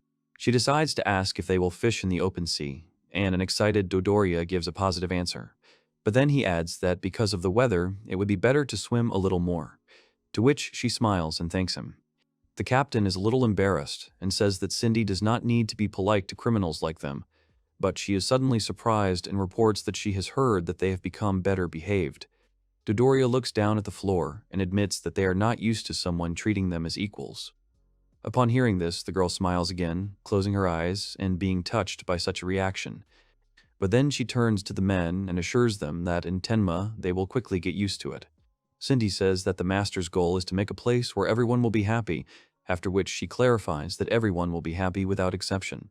The captain and his companions are surprised at this at first, but then they begin to smile, believing the girl's words. Then, when she goes to the side of the ship, Dodoria joyfully announces an offer to catch fish and thereby please the inhabitants of Tenma. Suddenly, Cindy turns to the hero, forcing him to turn around and take his mind off his studies. She asks if he feels anything, and he replies that this activity is not much different from finding monsters. Then Diluc closes his eyes, trying to focus on something. He tries to feel the sea, as if scanning it at great depth. Suddenly, the main character opens his eyes and points his finger down at the girl, saying that there are a lot of fish there. Watching this, Cindy begins to clap her hands and admire his abilities. After that, a dwarf approaches her and informs her that the magic tool is ready, for which the girl thanks him. Then she points to the fishing tool and says that it is her magic net, which automatically closes when a fish gets into it. Then she adds that she made it even bigger to catch a lot of prey, from which the main character begins to rejoice and thank her. In response, Cindy puts her hand to her face and says that she will do anything for Mr. Diluc. After that, she thinks that she should quickly reset the network, when suddenly she turns around and notices that Alice is already doing this, which is very surprising. In response, the girl apologizes and replies that she couldn't wait any longer. Cindy walks up to her and, grinning, says that when it comes to food, she becomes downright obsessed. She starts helping Alice, and Alice starts laughing with her. Then the girl starts to lower the net and says that she hopes that they will catch a lot. Suddenly, the main character notices a familiar feeling, which makes his face change a lot. At the same moment, he turns to the girls and shouts at them to stop. Suddenly, Alice hears a strange sound. Fear begins to appear in her eyes, and she wonders, what is that sound? Then both girls notice that their net has broken off, and part of it has begun to sink to the bottom. This makes Diluc very wary, and he says that there is definitely someone under the ship. Hearing this, Dodoria also tenses up and even begins to guess who it might be. Suddenly, a huge monster's body appears out of the water, and the guys recognize it as a sea monster. He had a long horn on his forehead, and long hair and huge fangs protruded from his mouth with many sharp teeth. When Diluc sees the monster, he gets a little scared, which makes him open his mouth a little. His pupils are greatly reduced, and his eyes are wide open. The main character tells that earlier he went to the shore, which became their territory. There he was surrounded by a pirate crew under the command of Dodoria, who was very unfriendly.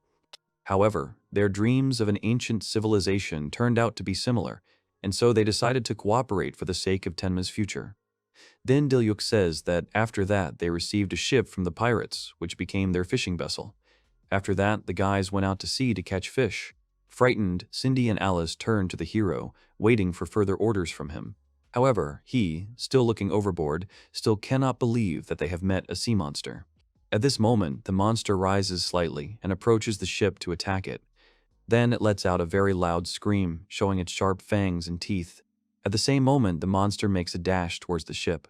From the impact, the ship begins to shake from side to side, which makes the hero and Cindy barely manage to stay on their feet. Suddenly, Dodoria, holding on to the mast, begins to shout to Diluc about this monster, saying that his name is Todosur and that, according to rumors, he destroys ships with his horn. At this time, the sea monster is preparing to strike the ship again. Looking at this, Diluc thinks that he needs to be taken away from the ship as soon as possible. He realizes that a battle with a monster in the middle of the sea will definitely damage the ship and tries to come up with something. Then the main character raises his hand up and decides to summon Henkyou. At the same moment, a large dragon appears in the sky, not far from the ship, which forces the monster to pay attention to itself and distract from the attack. Dodoria's comrades are very surprised to see Hazure, and the captain himself recognizes in him the dragon that appeared during their fight with the hero. At this time, the dragon flies a little closer to give Diluc the opportunity to grab hold of himself. The main character does so, after which he flies high into the sky with Henkyou, pulling out his sword. Seeing this, Cindy, standing by the side, immediately frowns and asks what he is up to. The dragon begins to fly away from the ship, and Diluc begins to shout at the monster to follow them. When the monster begins to swim in their direction, the main character responds to Cindy, shouting that he will take care of Taducer. Then the girl realizes that Diluc is distracting the monster's attention from the ship in order to protect the others. Watching the monster continue to swim after him, the main character begins to think that in this way he will be able to take him even further. Suddenly, he turns to Hakure and asks if he can go down closer to the water, and he agrees to do so. The dragon begins to descend rapidly, and the monster, seeing this, begins to prepare for battle. Approaching him, the main character puts the sword in front of him, and an unusual aura appears around him. Cindy suddenly notices that this is not ordinary magic and begins to suspect that he is using something else. Diluc hears this and thinks that the girl is right because this is the key. When there is less than a meter between him and the monster, he points his sword at Taducer, striking. The main character confidently points his sword at the monster and hits it with the help of Ki. After that, an aura also appears around Taducer. At this time, the worried guys were watching this from the ship. Cindy frowned and watched the hero's every move. Alice and the bear watched, not knowing what to expect, and Dodoria and his companions just stood to the side, doing nothing. Diluc remains watching the monster intently, with a frown on his face. He's still holding the sword pointed at the monster when suddenly it lets out a growl. Then he falls silent and suddenly worships the hero, which makes him decide to lower his weapon. At the same moment, Taducer opens his eyes, which become cute and makes a friendly sound. Seeing this, Diluc finally exhales with relief and begins to smile. The girls also begin to rejoice that the danger has passed and are touched by the monster's reaction, while Dodoria stands behind and does not understand anything. The dragon notices that he used a soft ki and says it was great. He decides to stroke Taducer and asks him to try not to arrange this next time, in response to which he again makes a friendly sound in agreement. After that, Diluc returns to the ship. Cindy immediately rushes to him, asking him not to scare him like that anymore. The main character apologizes to her and justifies himself by saying that he did not have time to explain. Then Dodoria comes up to them and says that they surprised him a lot because, without making much effort, they conquered Taducer, nicknamed the Lord of the Sea. But in response, Diluc tells with a smile that he did it all thanks to Chi. Then a bear joined him, saying that he had heard about this ability from a teacher and concluded that the main character was definitely an unusual person. Alice begins to praise him, when suddenly Cindy screams that these are her words. Then Diluc draws attention to the dwarf, and he informs that Cindy has already fixed the network, after which the hero expresses his gratitude to her. Then he turns to all the guys and happily announces the start of fishing, which causes a violent reaction from those. After a while, the guys Diluc, Cindy, and the bear take out a fishing net to look at the catch. Despite the fact that they expected a good result, there were even more fish, which Alice began to be very happy about. The hero was also pleased with such a catch. Cindy starts having fun jumping on the spot, while Dodoria's companions were surprised by such a large number of fish. After a little more time, the ship arrives at the pier. There is a lot of loot on it, which is placed in special cells. At the same time, the other part of the catch was tied to the front of the ship and hung on an outstretched stick. Looking at the large number of fish, the main character clenches his fists and admires such a catch.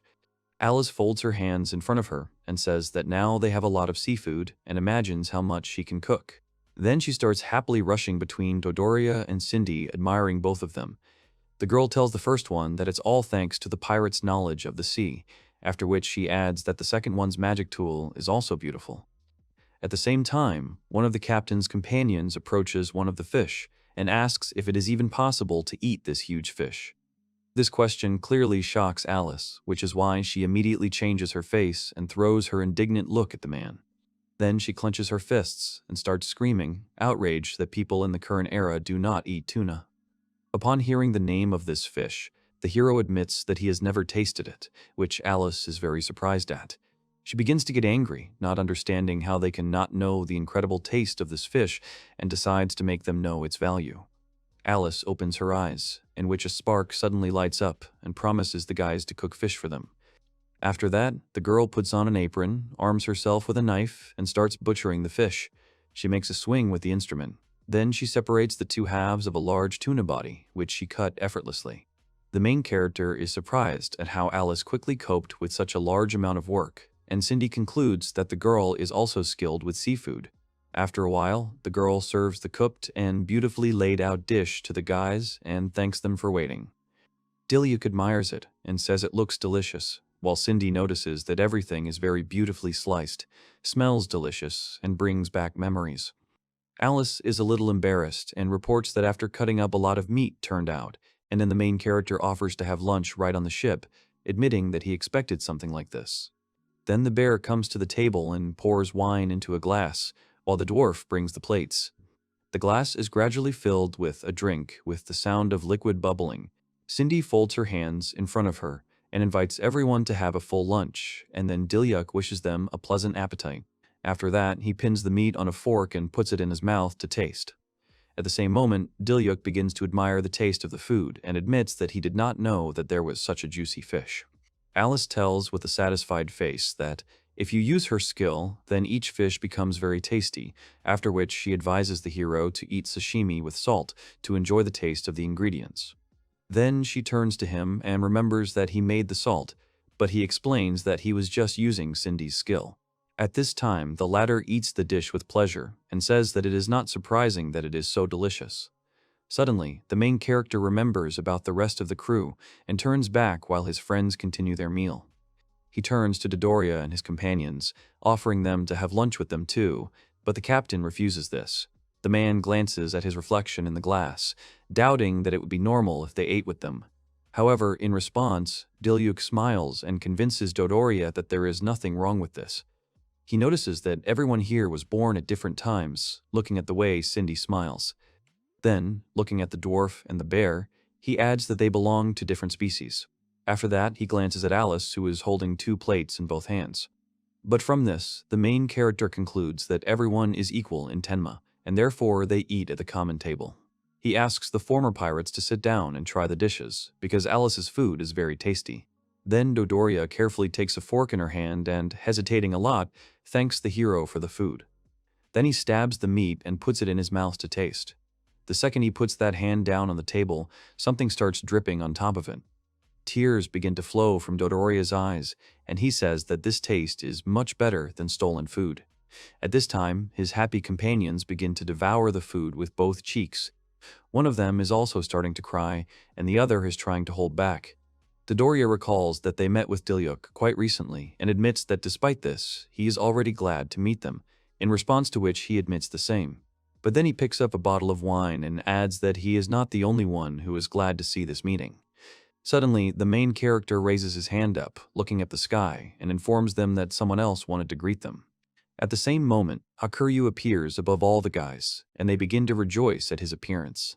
Dodoria's companions are a little surprised, but despite this, a smile appears on their face, while Dodoria himself is very scared. The dragon lands on the ship, and the guys decide to approach him, someone to stroke, someone to hug. Looking at this, the main character closes his eyes and smiles contentedly. The captain and his companions decide to sit on Hakuro's back, and he begins to roll them. At this time, the rest of the guys are watching this with joyful faces, touched by the reaction of the former pirates. Suddenly, the main character smiles broadly and starts laughing. Then Dodoria and his companions see this, and they also start laughing with joy. Several more days have passed since that day. Diluc says that after a while, the development of the port began on the shore of Tenma. Dodoria and Cindy are standing at the port and looking at the map together, trying to figure something out, while the main character tests his strength. Diluc notices that the pier should also be repaired, after which the captain apologizes for such a hack. Then the hero draws attention to the many trees and rocks and thinks that he should consult with Kareth about safety. Suddenly, there is some movement in the bushes, and Diluc accidentally notices it. He is surprised that something has moved, but he does not feel magic nearby at all. The main character decides to inform the guys that someone is hiding in the bushes, forcing them to take their minds off the lesson and be surprised. Then he carefully approaches the place where he saw the movement. Suddenly, Diluc notices someone's tail sticking out of the foliage, which is swinging from side to side. At the same moment, a little girl with ears jumps out of the bushes, realizing that she has been noticed. She tells the hero not to approach and calls him a henchman of Rosas. Her appearance surprises the guys a lot. Dodoria tries to figure out what's going on. Cindy looks at the girl in a puzzled way, and Diluc asks her who she is. The main character meets a girl with ears in the bushes, who is clearly unfriendly. He decides to ask her who she is while Dodoria and Cindy are standing behind him and watching her. However, the girl starts screaming in response, telling Diluc not to approach, calling him a man. Then she stretches out her hand and notices that people have got here, after which her hand turns into a paw with claws. Dodoria notices that the girl has transformed her hand and is very surprised by this. Then he adds that he has seen this only once, and the main character concludes that she is a half-human who has the characteristics of dogs. But the girl starts screaming again, telling him not to dare to say anything about her brothers and calls him a henchman of Rosas. From what he heard, Diluc falls into a stupor and tries to remember something about Rosas. Cindy thinks about it and remembers that Rosas is that town nearby, and he, agreeing with her, assumes that something bad has happened. Then the main character decided to ask if the girl could tell him about the details, after which he introduces himself as Diluc Robello, the lord of the village of Tenma. Then he draws attention to the ship's flag and notes that that coat of arms is different from his coat of arms. However, the girl suddenly screams, ordering the hero to quickly shut up. She says that people are her enemies and says that she will never forget how they burned down her house. Upon hearing this, the main character immediately frowns and becomes alert, realizing that most likely someone attacked her house. Then he decides to ask about what happened in Rosas and starts reaching out to her. But the girl says that she is not going to talk to people, because Mr. Hakuro will decide, after which she turns her back on Diluc. Then she makes a dash and starts jumping through the bushes from one to the other. At this time, the main character remains standing in place, just watching her. Dodoria also notices that the girl has left, and Cindy turns to Diluc, worried about him. He puts his hand to his chin and wonders what she meant, since he didn't understand much. He remembers that Octo is now the Lord of Rosas and understands that it is dangerous to ignore such things. Then he turns to his friends and says that he wants to know more about what is happening in Tenma's neighborhood, after which he offers to follow the girl and find out everything, to which Cindy replies that she will go too.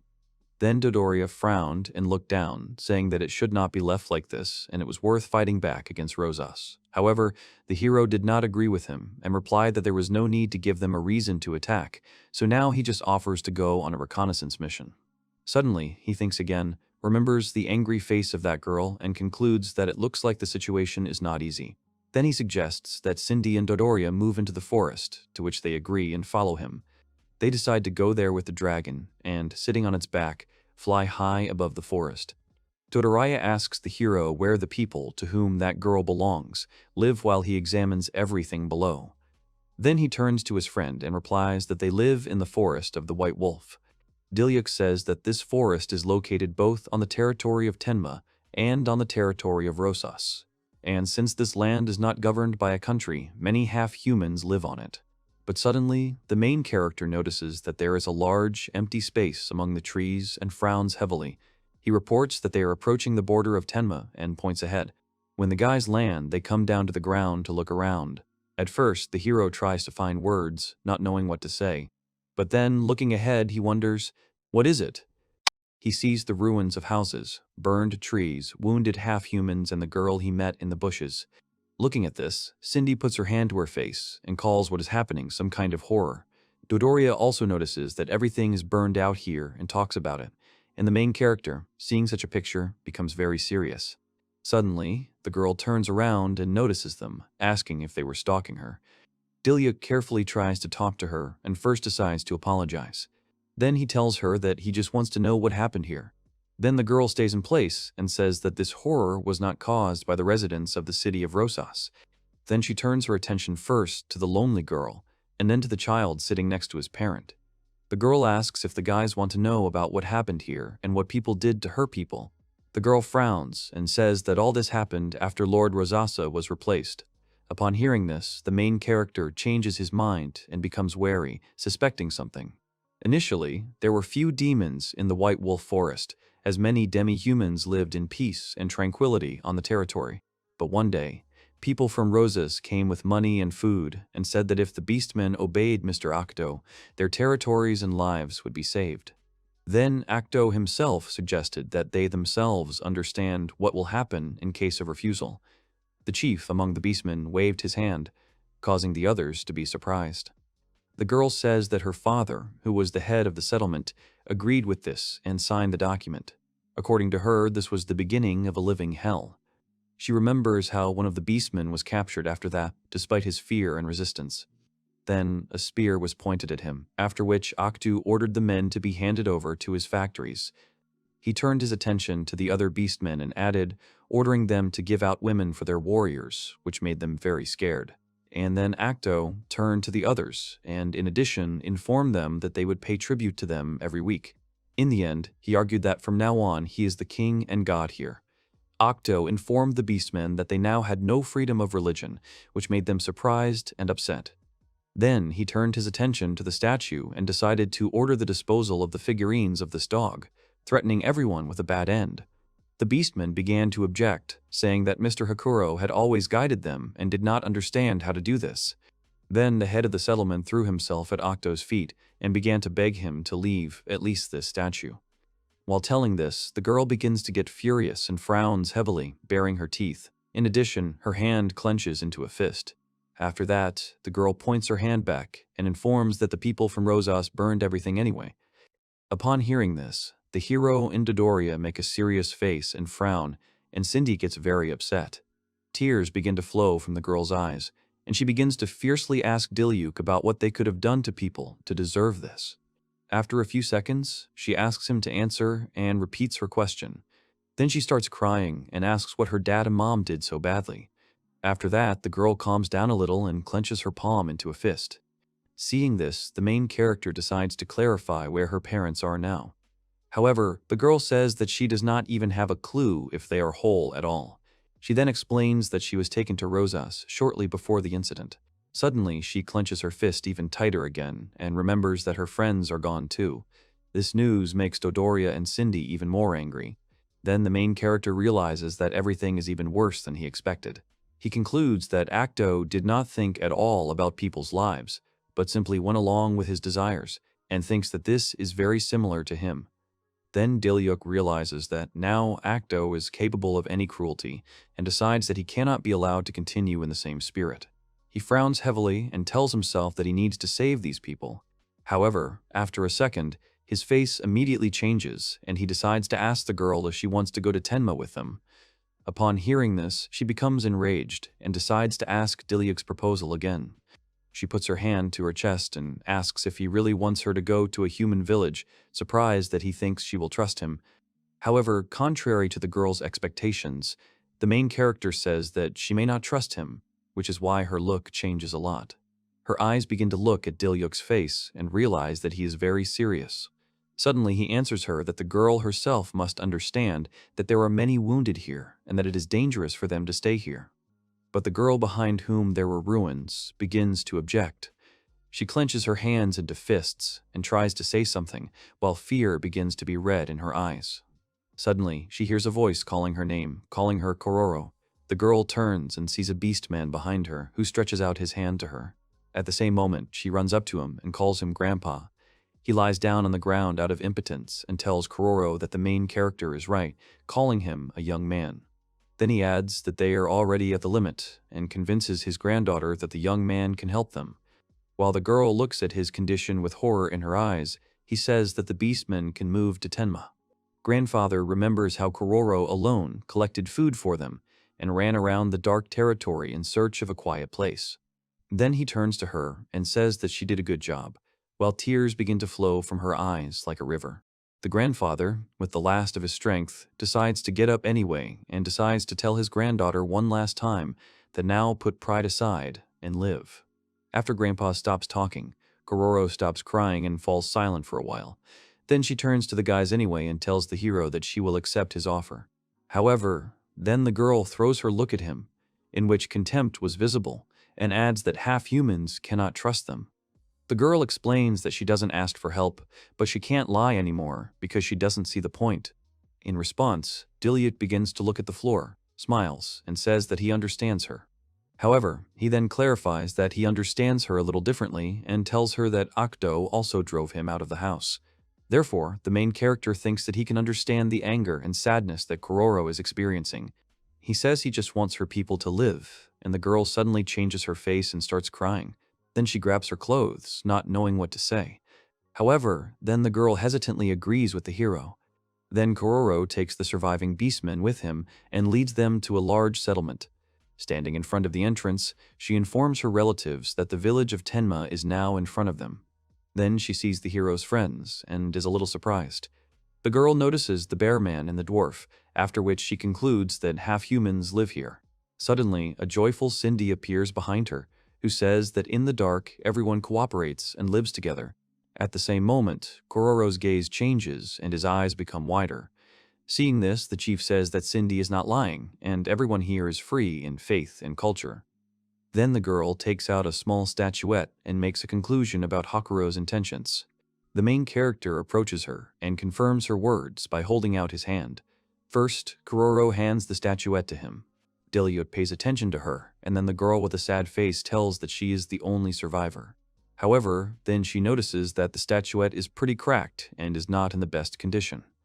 Diluc begins to peer into this interesting object. Suddenly he realizes that this statuette is a symbol of the pride of the people to whom Kororo belongs, looking at how she hugs her to herself. Then the main character politely smiles and offers to fix her thing, asking if the girl would mind it. Upon hearing this, Kororo raises his sad gaze at him, in which there was a drop of hope, and clarifies whether he can do it for sure. Suddenly, Cindy appears from behind him, who confirms her guesses and tells her to just give the statuette to the hero. For a while after that, Diluc and Kororo remain standing in place and look at each other. In the end, she still decides to hand the statuette to him. He is pleasantly surprised by her trust in him and makes him smile. He picks up the object and uses an alchemical transformation, after which the cracks on the statuette disappear. Kororo is greatly surprised by this and turns to Mr. Hakuro. Suddenly, tears begin to come to her eyes, and she calls the statuette the pride of her people. Diluc says that now they can only give this, and assures the girl that they will definitely help her. Then, with a smile, he hands Kororo her statuette, while Cindy and Dodoria watch with kindness in their eyes. The girl casts her gaze at the thing and carefully stretches out her hand, while her relatives happily support her. The statuette is passed directly from hand to hand, and until the girl takes it, the main character does not let go of the object. Tears begin to flow from Kororo's eyes again, and she turns to Diluc, calling him master. In response, he just smiles and closes his eyes. Finally, the girl takes her thing from his hands and, hesitating a little, expresses her gratitude. Then she begins to discuss something with her relatives, while the main character silently watches this. He thinks about how they helped these half-humans, but realizes that the main problem has not yet been solved. After that, Diluc turns to the direction from which the wind blows and promises that he will stop the tyranny of Octo for the sake of the inhabitants. The next day comes. The main character knocks on the door of the house before entering. When he goes inside, he sees in front of him the beastmen sitting at the table and Alice, who serves them, as well as a dwarf. Diluc wishes everyone a good morning. Then everyone immediately pays attention to him and wishes him the same, rejoicing at his appearance. In response to this, the main character smiles and notices that the people of the beastmen look quite cheerful today. He says that it has been several days since their arrival. Now the beastmen are slowly getting used to life in Tenma. Diluc decides to ask one of the women about the condition of her arm wound, and she replies that everything is much better thanks to his potion. Then the hero becomes calmer. Suddenly he remembers Kororo and asks where she is now, turning back. The woman wants to tell him what the girl is doing at this time, when suddenly they both notice a tail sticking out from around the corner. At this moment, Kororo is sitting on his knees in front of a low table, taking one hand in the other in front of him. She turns to the great Hakuro and asks him to protect her mom and dad. At the same moment, the hero looks around the corner to watch her. He thinks about the fact that, even though the beastmen are here now, however, this does not change the fact that they have lost their home and relatives. Then the main character realizes that he wants to help Kororo's parents. Then he suddenly clenches his hand into a fist.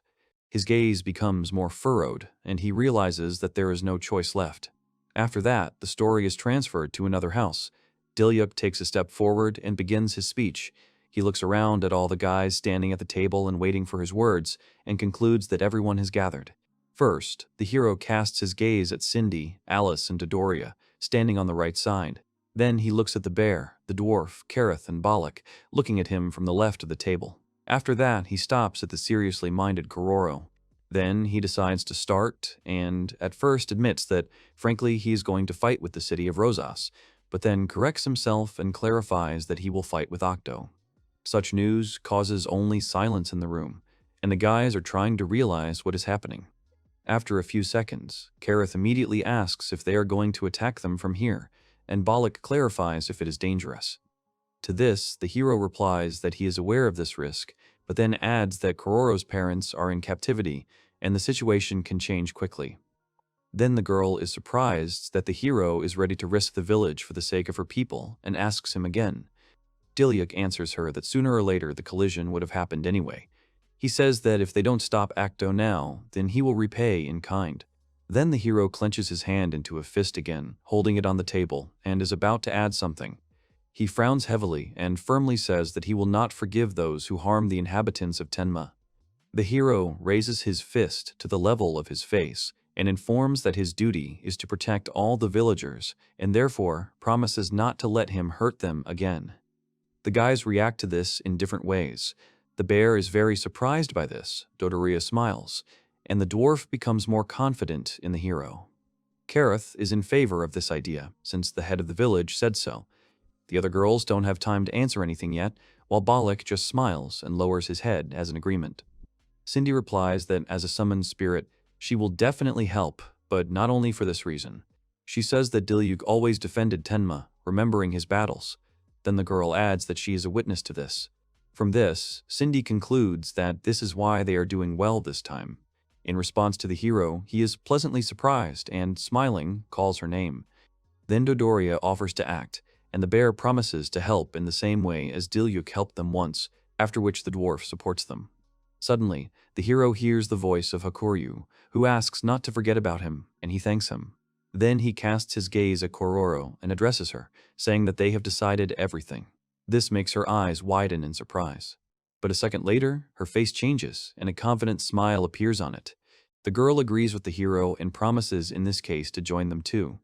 Then Diluc expresses great gratitude to everyone and now suggests developing a strategy. Dodoria folds her arms over her chest and asks what they should do, since they can't just attack. To this, the hero replies that invading the territory from here is fraught with high risk, and therefore he would like to avoid this. Kororo then adds that the problem here is that the residents of Rosas did not cross the border. She says that initially their village was located between the territories of Tenma and Rosas, and the initiator of the arson was the latter. Then Dodoria becomes enraged and says that the village on Tenma's territory was also burned down and assumes that the residents of Rosas will most likely claim that a natural fire is to blame. The main character thinks about the fact that they tried not to invade the territory of Rosas and assumes that Octo does not know exactly about the border and territories, after which he wonders who told him. Then Balak suggests that they could attack from the other side, but Diluc says that their enemies think the same way. However, suddenly his gaze changes a lot, and a brilliant idea suddenly comes to mind. The hero understands that it would be nice to have a good reason. Upon hearing this, Kororo is surprised. Then he turns to the guys and informs them that everyone's strength will be needed in this regard. No one objected to him, as everyone agreed. From that moment on, the story is transferred to the forest of the White Wolf to the border territories. Diluc sits down to inspect the ground, when suddenly he is called out. Kareth informs him that they are done with the preparation, and the hero says that they are well done. She then adds that all the animals nearby have gone further away, and Cindy calls Kareth's skill amazing. Then Diluc turns to Hawker flying in the sky and asks him how the situation in the forest is, and he replies that there is no one nearby, and that they can start at any moment. Having taken this into account, the hero gets to his feet and appears in front of a lot of trees. Suddenly, he pulls out his sword and holds it out in front of him, exhaling heavily. The hero then uses the release of magical power, after which his bracelet is activated. At the same moment, a spiral-shaped fire appears around his sword. Seeing this, Cindy is surprised at how much accumulated magic is in the bracelet. Then Diluc makes a big swing, after which he releases all the fire magic forward. All the trees in front of him immediately burn down, and thus a straight path appears. The fire sweeps very far and burns everything in its path. When the hero finishes his machinations, Cindy starts screaming that they now have a way. He turns to her and says that he will continue to rely on her, and she promises that she will not let him down. Then the girl stretches her arms out in front of her and uses an alchemical transformation, after which something similar to a pentagram appears in her hands. Diluc puts the sword in front of him again and concludes that everything is fine and going according to plan. However, suddenly he hears footsteps. The hero asks what kind of sound it was and assumes that it is an enemy. After that, people come out of the forest, and Diluc, frowning, realizes that they have come after all. 2 soldiers of Rosas appear before him. One of them turns to the hero and asks what he is doing on their territory, and the other says that he will have a bad end if he decides to attack them. The soldiers point their spears at Diluc and, asking who he is, order him to give his name.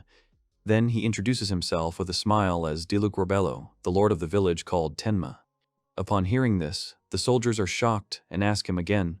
They then conclude that the lord himself attacked them and tell them to prepare for revenge. One of them starts to advance and makes a dash. He then extends his spear forward to strike. However, Diluc blocks it with a light movement, putting it under the sharp part of the spear. He confidently says that the soldier is talking some nonsense and is watching his reaction. Upon hearing this, he clearly starts to get nervous, and then the hero adds that they will face his revenge.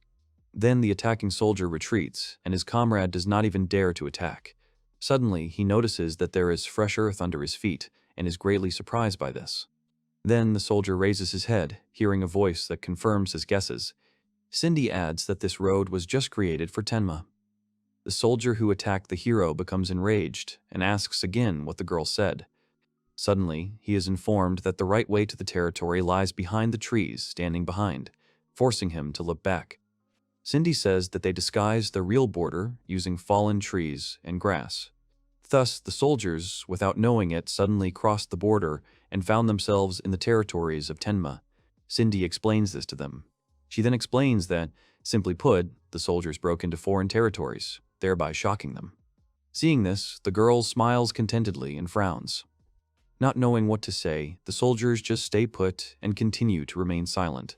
One of them realizes that he did not notice it in the dark and begins to get angry at himself. However, then an idea comes to his mind. He tells the guys that reinforcements will arrive soon at the sound and that there is nothing to be done about it.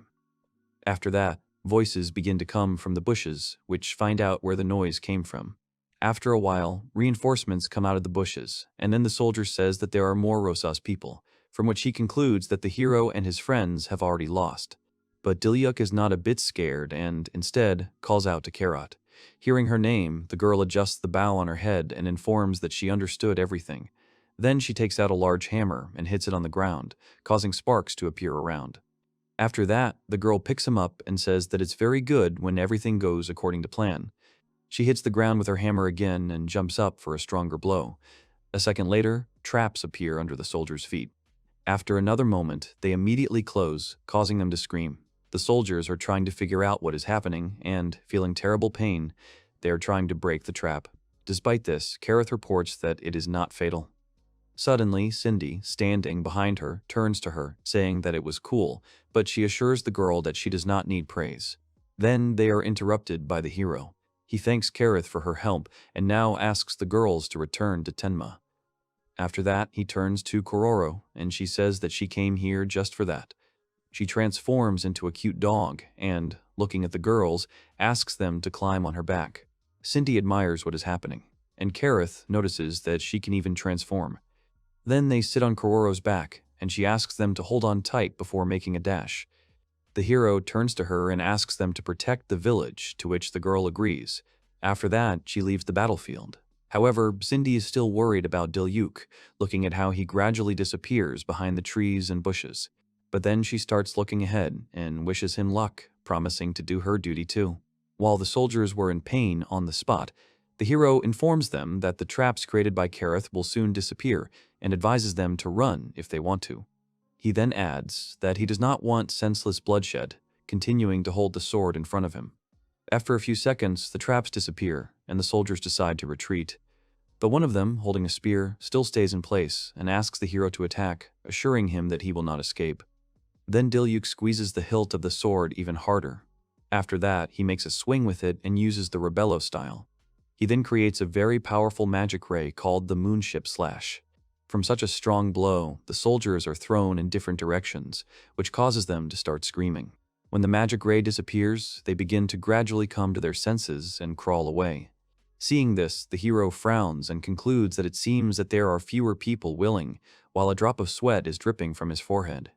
But the two soldiers who came first remain lying in place.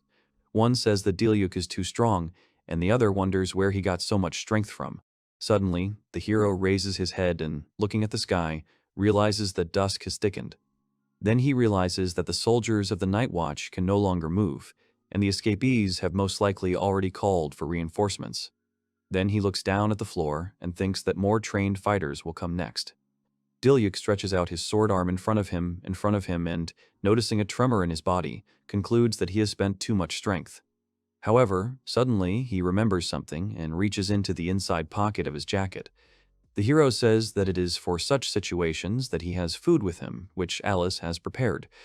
Suddenly, memories flash before his eyes of when she said that she was not very useful in battle and offered him her food, hoping that at least she would help him. Chewing on the food, Diluc begins to feel that his magic has been restored, for which he mentally expresses gratitude to Alice. Then he puts the sword in front of him again and thinks that now he cannot be afraid of another batch of soldiers, since he will definitely protect the dark, because that is his plan. The hero decides to take over the reinforcements with full confidence, which makes him frown heavily. But suddenly, only one person comes out of the forest, who notices what kind of Diluc has power. When he comes out of the darkness, he turns out to be a tall man, vaguely Acto-like, with long black hair. With a malicious smile, he offers Diluc to fight with himself, making him wary. Standing in front of the man, the main character decides to ask who he is. However, in response to this, he asks to show what Diluc is capable of. The departing soldiers turn around and call him Mr. Daltron, adding that the hero is clearly unable to cope with him. Looking intently at the man, Diluc assumes with full confidence that he is definitely a leader from the city of Rosas. Daltron remembers that his lord talked about him and said that he wanted to repay him for what he had done, calling it utter stupidity. Then Diluc notices that the man is not shy in his expressions when it comes to his master. But Daltron begins to laugh when he hears that the hero called Acto a gentleman, and says that even though he has money and land, he doesn't have enough brains. Then he adds that Acto does whatever he tells him and asks Diluc the question, "Why is this so?" After that, the man pulls out his weapon and says that in order to continue living like this, he will give him a helping hand. Having said that, he starts waving his instrument. The hero realizes that this is Morgenstern and thinks that he needs to be more careful. He dodges the blow but it's still straining notices that he has a good reaction. However, he then convinces him that it's not that simple. The man stretches out his hand and informs that Diluc has not yet seen him fight for real. Then he becomes alert and realizes that Daltron has a skill. He then asks the hero if he hears anything and calls it the sounds of his defeat. Diluc notices that the noise is coming from the forest, but for some reason he does not feel the thirst for murder, but something else. Suddenly, someone's paws first appear from the bushes, walking forward. Then the hero notices silhouettes that look like people with ears and sees spears in their hands. When they come out of the darkness completely, Diluc manages to make out scared beastmen with weapons in their hands. He is surprised that the warriors are beastmen and asks about it.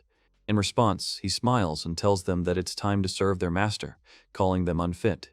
These words make their bodies tremble even more violently. The hero even notices elves among them and thinks that he is seeing exactly what Kororo was talking about.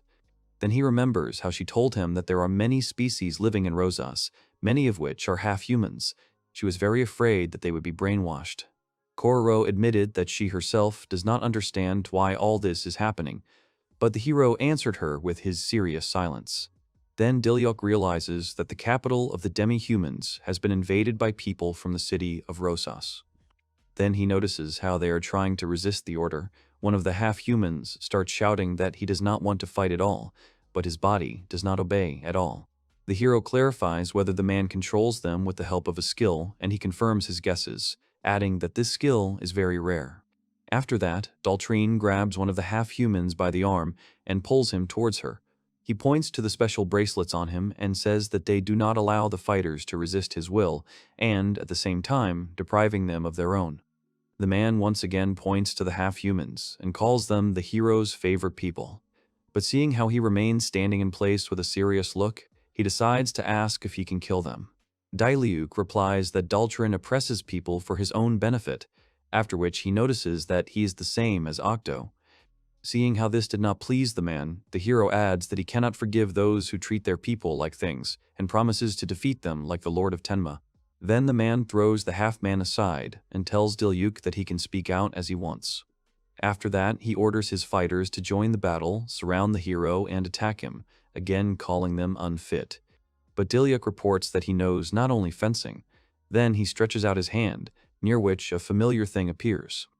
The hero uses the alchemical transformation and thinks that since he is in the forest, he will have enough material. Daltrin sees that Diluc used a skill to bind one of the demi-humans and begins to get angry. However, then he glances at the other warriors. Then he realizes that the hero will not be able to cope with so many and simply will not have time to connect everyone. Then Daltrin notices that he is already at the limit and cannot attack, looking at how the hero is barely holding on. Realizing this, the man begins to laugh plaintively. Then he orders the half-humans to start firing, and the archers pull the bowstring with an arrow at once. A second later, arrows begin to fly at the hero from all sides, which he was clearly ready for. He frowns heavily and uses the Rebello style. Then Diluc makes a swing with his sword and makes a cut of the moon shadow. After that, the arrows fly back, and some of them fall at Daltrin's feet. He sees that the hero used an attacking technique to defend himself and is surprised, but then warns him that this is not all. Then the warriors pull the bowstring again, but Diluc answers him, saying that it is useless, and stretches out his hand forward. Then he applies the alchemical transformation, after which a high hill appears between him and the fighters. The man sees that the hero has made an earthen wall and is furious about it. Then he notices that he is now attacking from a blind spot. Daltrin, gritting his teeth, expresses himself and tries to urgently come up with what can be done. Suddenly, an idea comes to his head, and he tells the hero that he was joking. Diluc doesn't understand what he means at first, but he strains anyway. At the same moment, the man rushes to the head of the demi-humans and pulls him to himself. Then Diluc stops and realizes what he is up to. Daltrin stands behind the head and forces him to cover himself with his body. The half-man's face was so exhausted that it seemed like he was already ready to die. Diluc is very scared for the life of the head and asks the man not to do this, but he starts laughing and asking if he can't be attacked.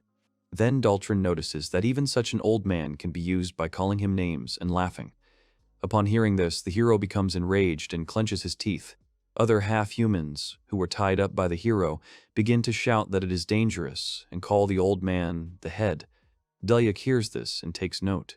But then he concludes that since he is called the head, this half-man is Kororo's father. The man realizes that they know each other and calls it luck. Then he tells Diluc not to move if he does not want the head to suffer, which is why he expresses himself, realizing what he is in for. Daltrin then turns to his warriors and orders them to head for Tenma, saying that the time has come. The hero shudders at such news. After that, the man allows him to go after them, as he assumes that he does not want Tenma to be destroyed. The hero realizes that he can send Hakura, but another thought comes to him. Suddenly, Daltrin starts laughing and says that he can leave the old man and return to Tenma, calling him Diluc Rebello. He then adds that the hero cannot save everyone and reveals his weakness in that he cannot abandon anyone. However, after that, Diluc smiles and informs the man that he is not lost yet. Daltrin does not attach much importance to his words and says that he only knows how to scratch his tongue. Then Diluc says that he knew that Tenma would be attacked, and explains that his task is to stop the man, and he asks him again. The hero then adds that Tenma will be protected by Cindy, Kareth, Balak, and Dodoria, who recently left. He imagines how his friends will be armed and with what dedication they will fight, saying that his comrades are strong. After that, the hero adds with full confidence that he believes in them with all his soul. But Daltrin just tisk in response to this. Suddenly, the head begins to gradually come to his senses. At first, he keeps his eyes closed, constantly repeating his daughter's name, but then he closes them anyway. As soon as he notices the hero in front of him, he immediately asks if his daughter is okay, gently extending his hand to him. Diluc answers him that Kororo is safe and tells him about the promise to return all her loved ones that he gave her. The head's gaze suddenly changes, and he clenches his hand into a fist, clutching it to him in disbelief. Daltrin comes up to him from behind and says that he acted very presumptuously. Then he adds that these people will be his shield until they die, and begins to act on the head's brain with magic. He begins to scream in pain, and his bracelet digs into his skin again, starting to control his body again. The hero notices this, when suddenly a thought comes to his head. Looking at how the head is being held hostage again, he understands something. Then Diluc decides to say that he will definitely save him so that he can live happily with Kuroro. Then he begins to look the head in the eye and asks, based on this, to trust him. Upon hearing this, the half-man opens his eyes again and begins to believe the hero. This makes the bracelet stop working on him again. Then Diluc swings his sword and is about to attack the man. Daltrin is very surprised by this and concludes that the hero has decided to leave his people after all, while fear begins to be read in his eyes. After that, Diluc begins to approach Daltrina with a loaded sword. A magical aura has formed around him, and he continues to move. At this time, the head remembers the words of the hero that he wants them to live happily together with Kuroro, and how the hero asked him to trust him and decides to do so. Then the head stretches out his hand and uses his powers. His hand begins to turn into the paw of a beast and increase in size. In the end, the bracelet does not stand up to this and collapses into many parts. As a result, the head turns into a big dog and runs away from Daltrin until he realizes how he managed to destroy the bracelet. Then the man asks the hero how he still has the strength and gets furious about it. In response to this, a confident smile appears on the hero's face. Then he rushes to Daltrin and stabs him while the head runs up to his relatives. When he reaches them, he immediately falls to the ground, thereby scaring them very much. The half-humans begin to call out to the head and rush around him. He then transforms back into a human and tries to recover while the others ask about his condition. However, one of them asks another question, looking towards the hero: why did the bracelet break? Daltrin smiles and admits that he did not expect the head to remove his soul control. Then he realizes that now his opponents know about his skill and pulls out his weapon again. But the hero notices that the man constantly protects his ring and decides that it is his weakness. Diluc thinks about the fact that through the ring he controls the hearts of people who have a bracelet on them and strengthens control over them. Then it turns out that a man's skill is to obey, to strengthen control. The hero understands that if he removes control, then the strength of the bracelet will decrease, but he also realizes that he cannot do this to everyone. Then he decides that he needs to destroy Daltrin's ring and stands up with a sword. He picks up the Morgenstern from the ground and starts laughing, saying that he warned that the battle with him would not be easy. After that, he abruptly raises the heavy part of the weapon and makes a swing. The hero understands that Daltrin has a lot of magic, since he is able to control so many people. Then he decides that the man is much more dangerous than he expected and prepares for a fight. After that, Daltrin says that the fun is just beginning, addressing the hero and calling him by his first and last name. At this time, the subordinate half-humans come to Tenma village feeling very guilty. Karoth is noticeably surprised by such a large number of people and begins to look at the situation a little differently. Cindy, standing next to Kuroro, begins to seriously prepare for battle. Before starting to fight, Karoth looks at everyone and says that there are not a few half-humans here. The story moves to the territory of Tenma. The friends of the main character begin to fight with the half-humans who have come. Balak blocks the blow with his sword and says with a displeased face that there are more opponents than expected. At this time, the bear fights off another half-human and responds that these warriors are being controlled. Then Dodria dodges the attack and says that it is very difficult to fight, trying not to harm the opponent, after which he gives him a slap on the back of the head and apologizes. At the same time, the dwarf begins to examine the bracelet on the arm of one of the half-humans and informs everyone that these are magic bracelets. He then adds that he will try to destroy them while the fighters are unconscious. Balak looks away and thinks that this skill is very strange and that its owner must be the same. The bear is again surprised by the number of half-humans and begins to worry about the hero, after which he asks the others if they think Diluc is okay. Balak confidently replies that the hero is probably fine and you shouldn't worry about him. Then Dodoria turns to them and says that they will definitely protect the village that Diluc entrusted to them. Then the bear pulls himself together and agrees with him. Meanwhile, the girls are fighting in the mountainous area of Tenma. Cindy uses an alchemical transformation. After that, the half-humans bind the roots of the plants. She reports that she was able to immobilize the opponents, and Kareth praises her. Then she adds that they shouldn't let their guard down anyway, and the other agrees with her. Suddenly, Cindy notices that there are more and more half-humans coming from the forest. A second later, Kororo runs up to them and says that there are many beastmen among them, but something is wrong with them. Cindy assumes that they are under control as she feels the magic from the bracelets. Then she thinks that if they destroy these bracelets, they might be able to free the demi-humans.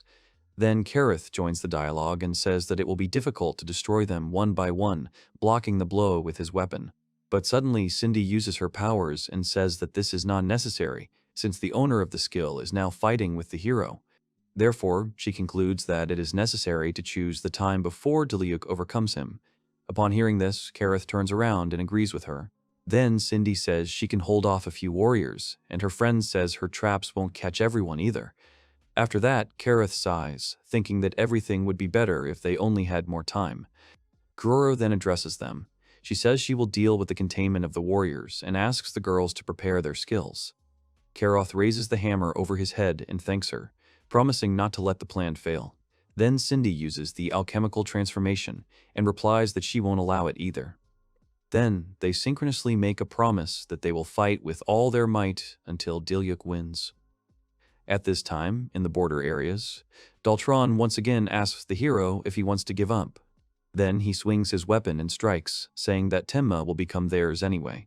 Morgenstern hits the trees and immediately cuts them down.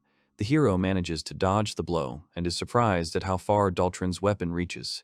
After that, Diluc uses magic, jumps up, and is about to strike the man from above. However, his attack narrowly misses the bound demi-humans, making them very scared. The hero notices this and realizes that if he is careless, he will hurt innocent people. Then an idea comes to his mind, which makes his gaze quickly change and become more angry. Daltrine tells the hero that, by constantly dodging, he will not win, and swings again. The same one does not answer anything, trying to guess the moment. Then Diluc decides that it is necessary to knock the Morgenstern out of his hands and puts the sword in front of him. He makes a dash towards the man, thereby shortening the distance, but Daltrin pushes him away with his foot, grinning at the same time. He puts his foot against Diluc's sword, which causes him to fall into a stupor, get angry, and cluck. Then the man offends the hero, saying that he is noticeably weak, and pushes off. After that he makes a swing, and the heavy part of the weapon is behind the hero. However, he jumps up to dodge the blow and jumps back, along the way. Daltrin becomes enraged and mentally asks the hero a question. Does he really think he can win without injuring or killing anyone? Then he concludes that Diluc will not go to any lengths in order to achieve something. Then the man decides to end it, while fear began to be read in his eyes. After that, he swings and throws the heavy part of his weapon towards the bound demi-humans. Seeing this, Diluc immediately rushes to them, shouting at the man not to touch them. Then he flies up to the half-humans at great speed and protects them with a sword. With his weapon, the hero blocks the blow and tells Daltrine that he only knows how to use pathetic tricks. Diluc makes a confident face and admits that his fighting style is a little weak, as he said. But then he reminds me that he has friends who are ready to help him. The man, who does not understand anything, asks him again. After that, he tries to return the heavy part of the weapon back to himself. Suddenly, the hero uses the summoning. After that, a window opens next to it, in which there is a description of this skill and a scale of points showing that they have reached the maximum. Diluc is pleased with the news that he has finally accumulated enough points, after which he thinks that he trusts his strength. Then the hero remembers the moment when a bear approached him and asked if he was really going to fight alone, in response to which he called his name. Then Dodoria joins the dialogue and tells the bear not to worry, and reminds him that Diluc can always summon Hakura. But then the hero reports that he is not going to summon a dragon near the border, and friends are interested in the reason for this. He then explains that summoning Hakuryu consumes magical energy that he would like to save, after which he adds that he needs the dragon to help him after the battle. Then Dodoria also realizes that Diluc is really going to fight alone, admitting that now he is just as worried. But to reassure his friends, the hero opens a window and informs them that he has a safety net. It was written in the window that the owner was able to summon creatures from the past and use their powers, and the point scale showed 820 out of 1,000. The hero says that he accumulated more points while they were developing a plan. Then he adds that he will quickly gain points for the summoning itself and summon a new spirit. However, Dodoria notices that the hero himself does not know which spirit he will summon while he is doing something in the window. Then Diluc raises his head up, looking at the sky, and thinks about the fact that he already has one candidate, after which he remembers what Ryouchi said. When the dragon told him that the militant spirit would respond to his call as soon as it received the scent of battle. Then the hero stretches out his hand in front of him and addresses the ancient spirit, asking him to go through time and appear. Then an unusual aura begins to form around him, and he uses the summoning of the ancients. At the same moment, a tiger-like spirit appears on the battlefield and begins to growl angrily. After that, he is glad that his turn has finally come, as he has been waiting for this for a very long time. The tiger makes a dash, pushing off with its hind legs from the ground. At the same moment, he appears in front of the hero and covers him with his body to protect him. Seeing Daltrine in front of him, the tiger changes his gaze and makes him more aggressive. The man is very surprised by his appearance and becomes furious, realizing that his defeat is near. At this point, Diluc decides to open a window and look at information about the spirit he has called. There he sees that the spirit is called the Furious King of Beasts, who has 1 level out of 5. The description said that the owner receives the incredible power of the legendary beast, the Red Tiger. The hero realizes that the legendary beast is now standing in front of him, when suddenly he points to the man and asks if he needs to be defeated, calling him a bro. Diluc replies with a smile and apologizes for asking for help. Then the tiger agrees to help him and allows the hero to climb on his back, which he does. The man says that the hero has called another friend and makes a swing with his weapon. However, this does not stop the tiger. Sitting on the tiger's back and holding on tightly to him, the hero realizes that he is very fast. At this time, Daltrine swings his weapon at them. The man is sure that they will not be able to keep up with his attacks. But the tiger easily grabs his weapon by the chain, stopping him. Then, with his paw, he presses on the heavy part of the Morgenstern and presses it into the ground. Under the influence of his weight, the weapon breaks, and then the tiger spits it out and tells Daltrine not to interfere. After that, he throws the hero up with one push, while somehow he was already ready to attack. Diluc flies high up and starts flying at the man, holding a loaded sword in his hands. He says that now is the moment for reckoning and calls the man by name. After these words, the hero uses the timid style. He then stabs Daltrine using the moon shadow cut, thereby causing him to scream. In the process, the man manages to cough and lose consciousness. He just falls to the ground right in front of the hero. He notices that the man is starting to come to his senses and decides not to let him die. He uses an alchemical transformation. After that, Daltrine is wrapped around the roots of plants, preventing his blood from spilling out further. Suddenly, a tiger approaches the hero and notices that he is very kind, since he stopped the bleeding of the enemy. But he replies that Daltrine must face real punishment and decides to destroy his ring just in case. After these words, the roots of the plants make their way to the ring and destroy the stone inserted in it. This makes Daltrine start shaking, and he clenches this hand into a fist. Then he lowers his head and starts screaming that his plan has failed. Then he informs the hero that the heir of eternal darkness will be reborn through his fault, but he does not understand what he is talking about. Tiger calls this nonsense and asks Diluc not to listen to Daltrine, which is why he remembers that he needs to focus on what is urgent. Then the main character raises his head up and thinks about how the rest of his friends are now. After that, the story is transferred to the territory of Tenma. In the midst of the battle, Cindy suddenly notices something strange and asks her friends to stop. The demi-humans suddenly notice that they have finally gained control of their body. Then they begin to rejoice at this and shout that now they are free again. Upon hearing this, Kareth turns to Cindy, and they both conclude that the main character has won after all.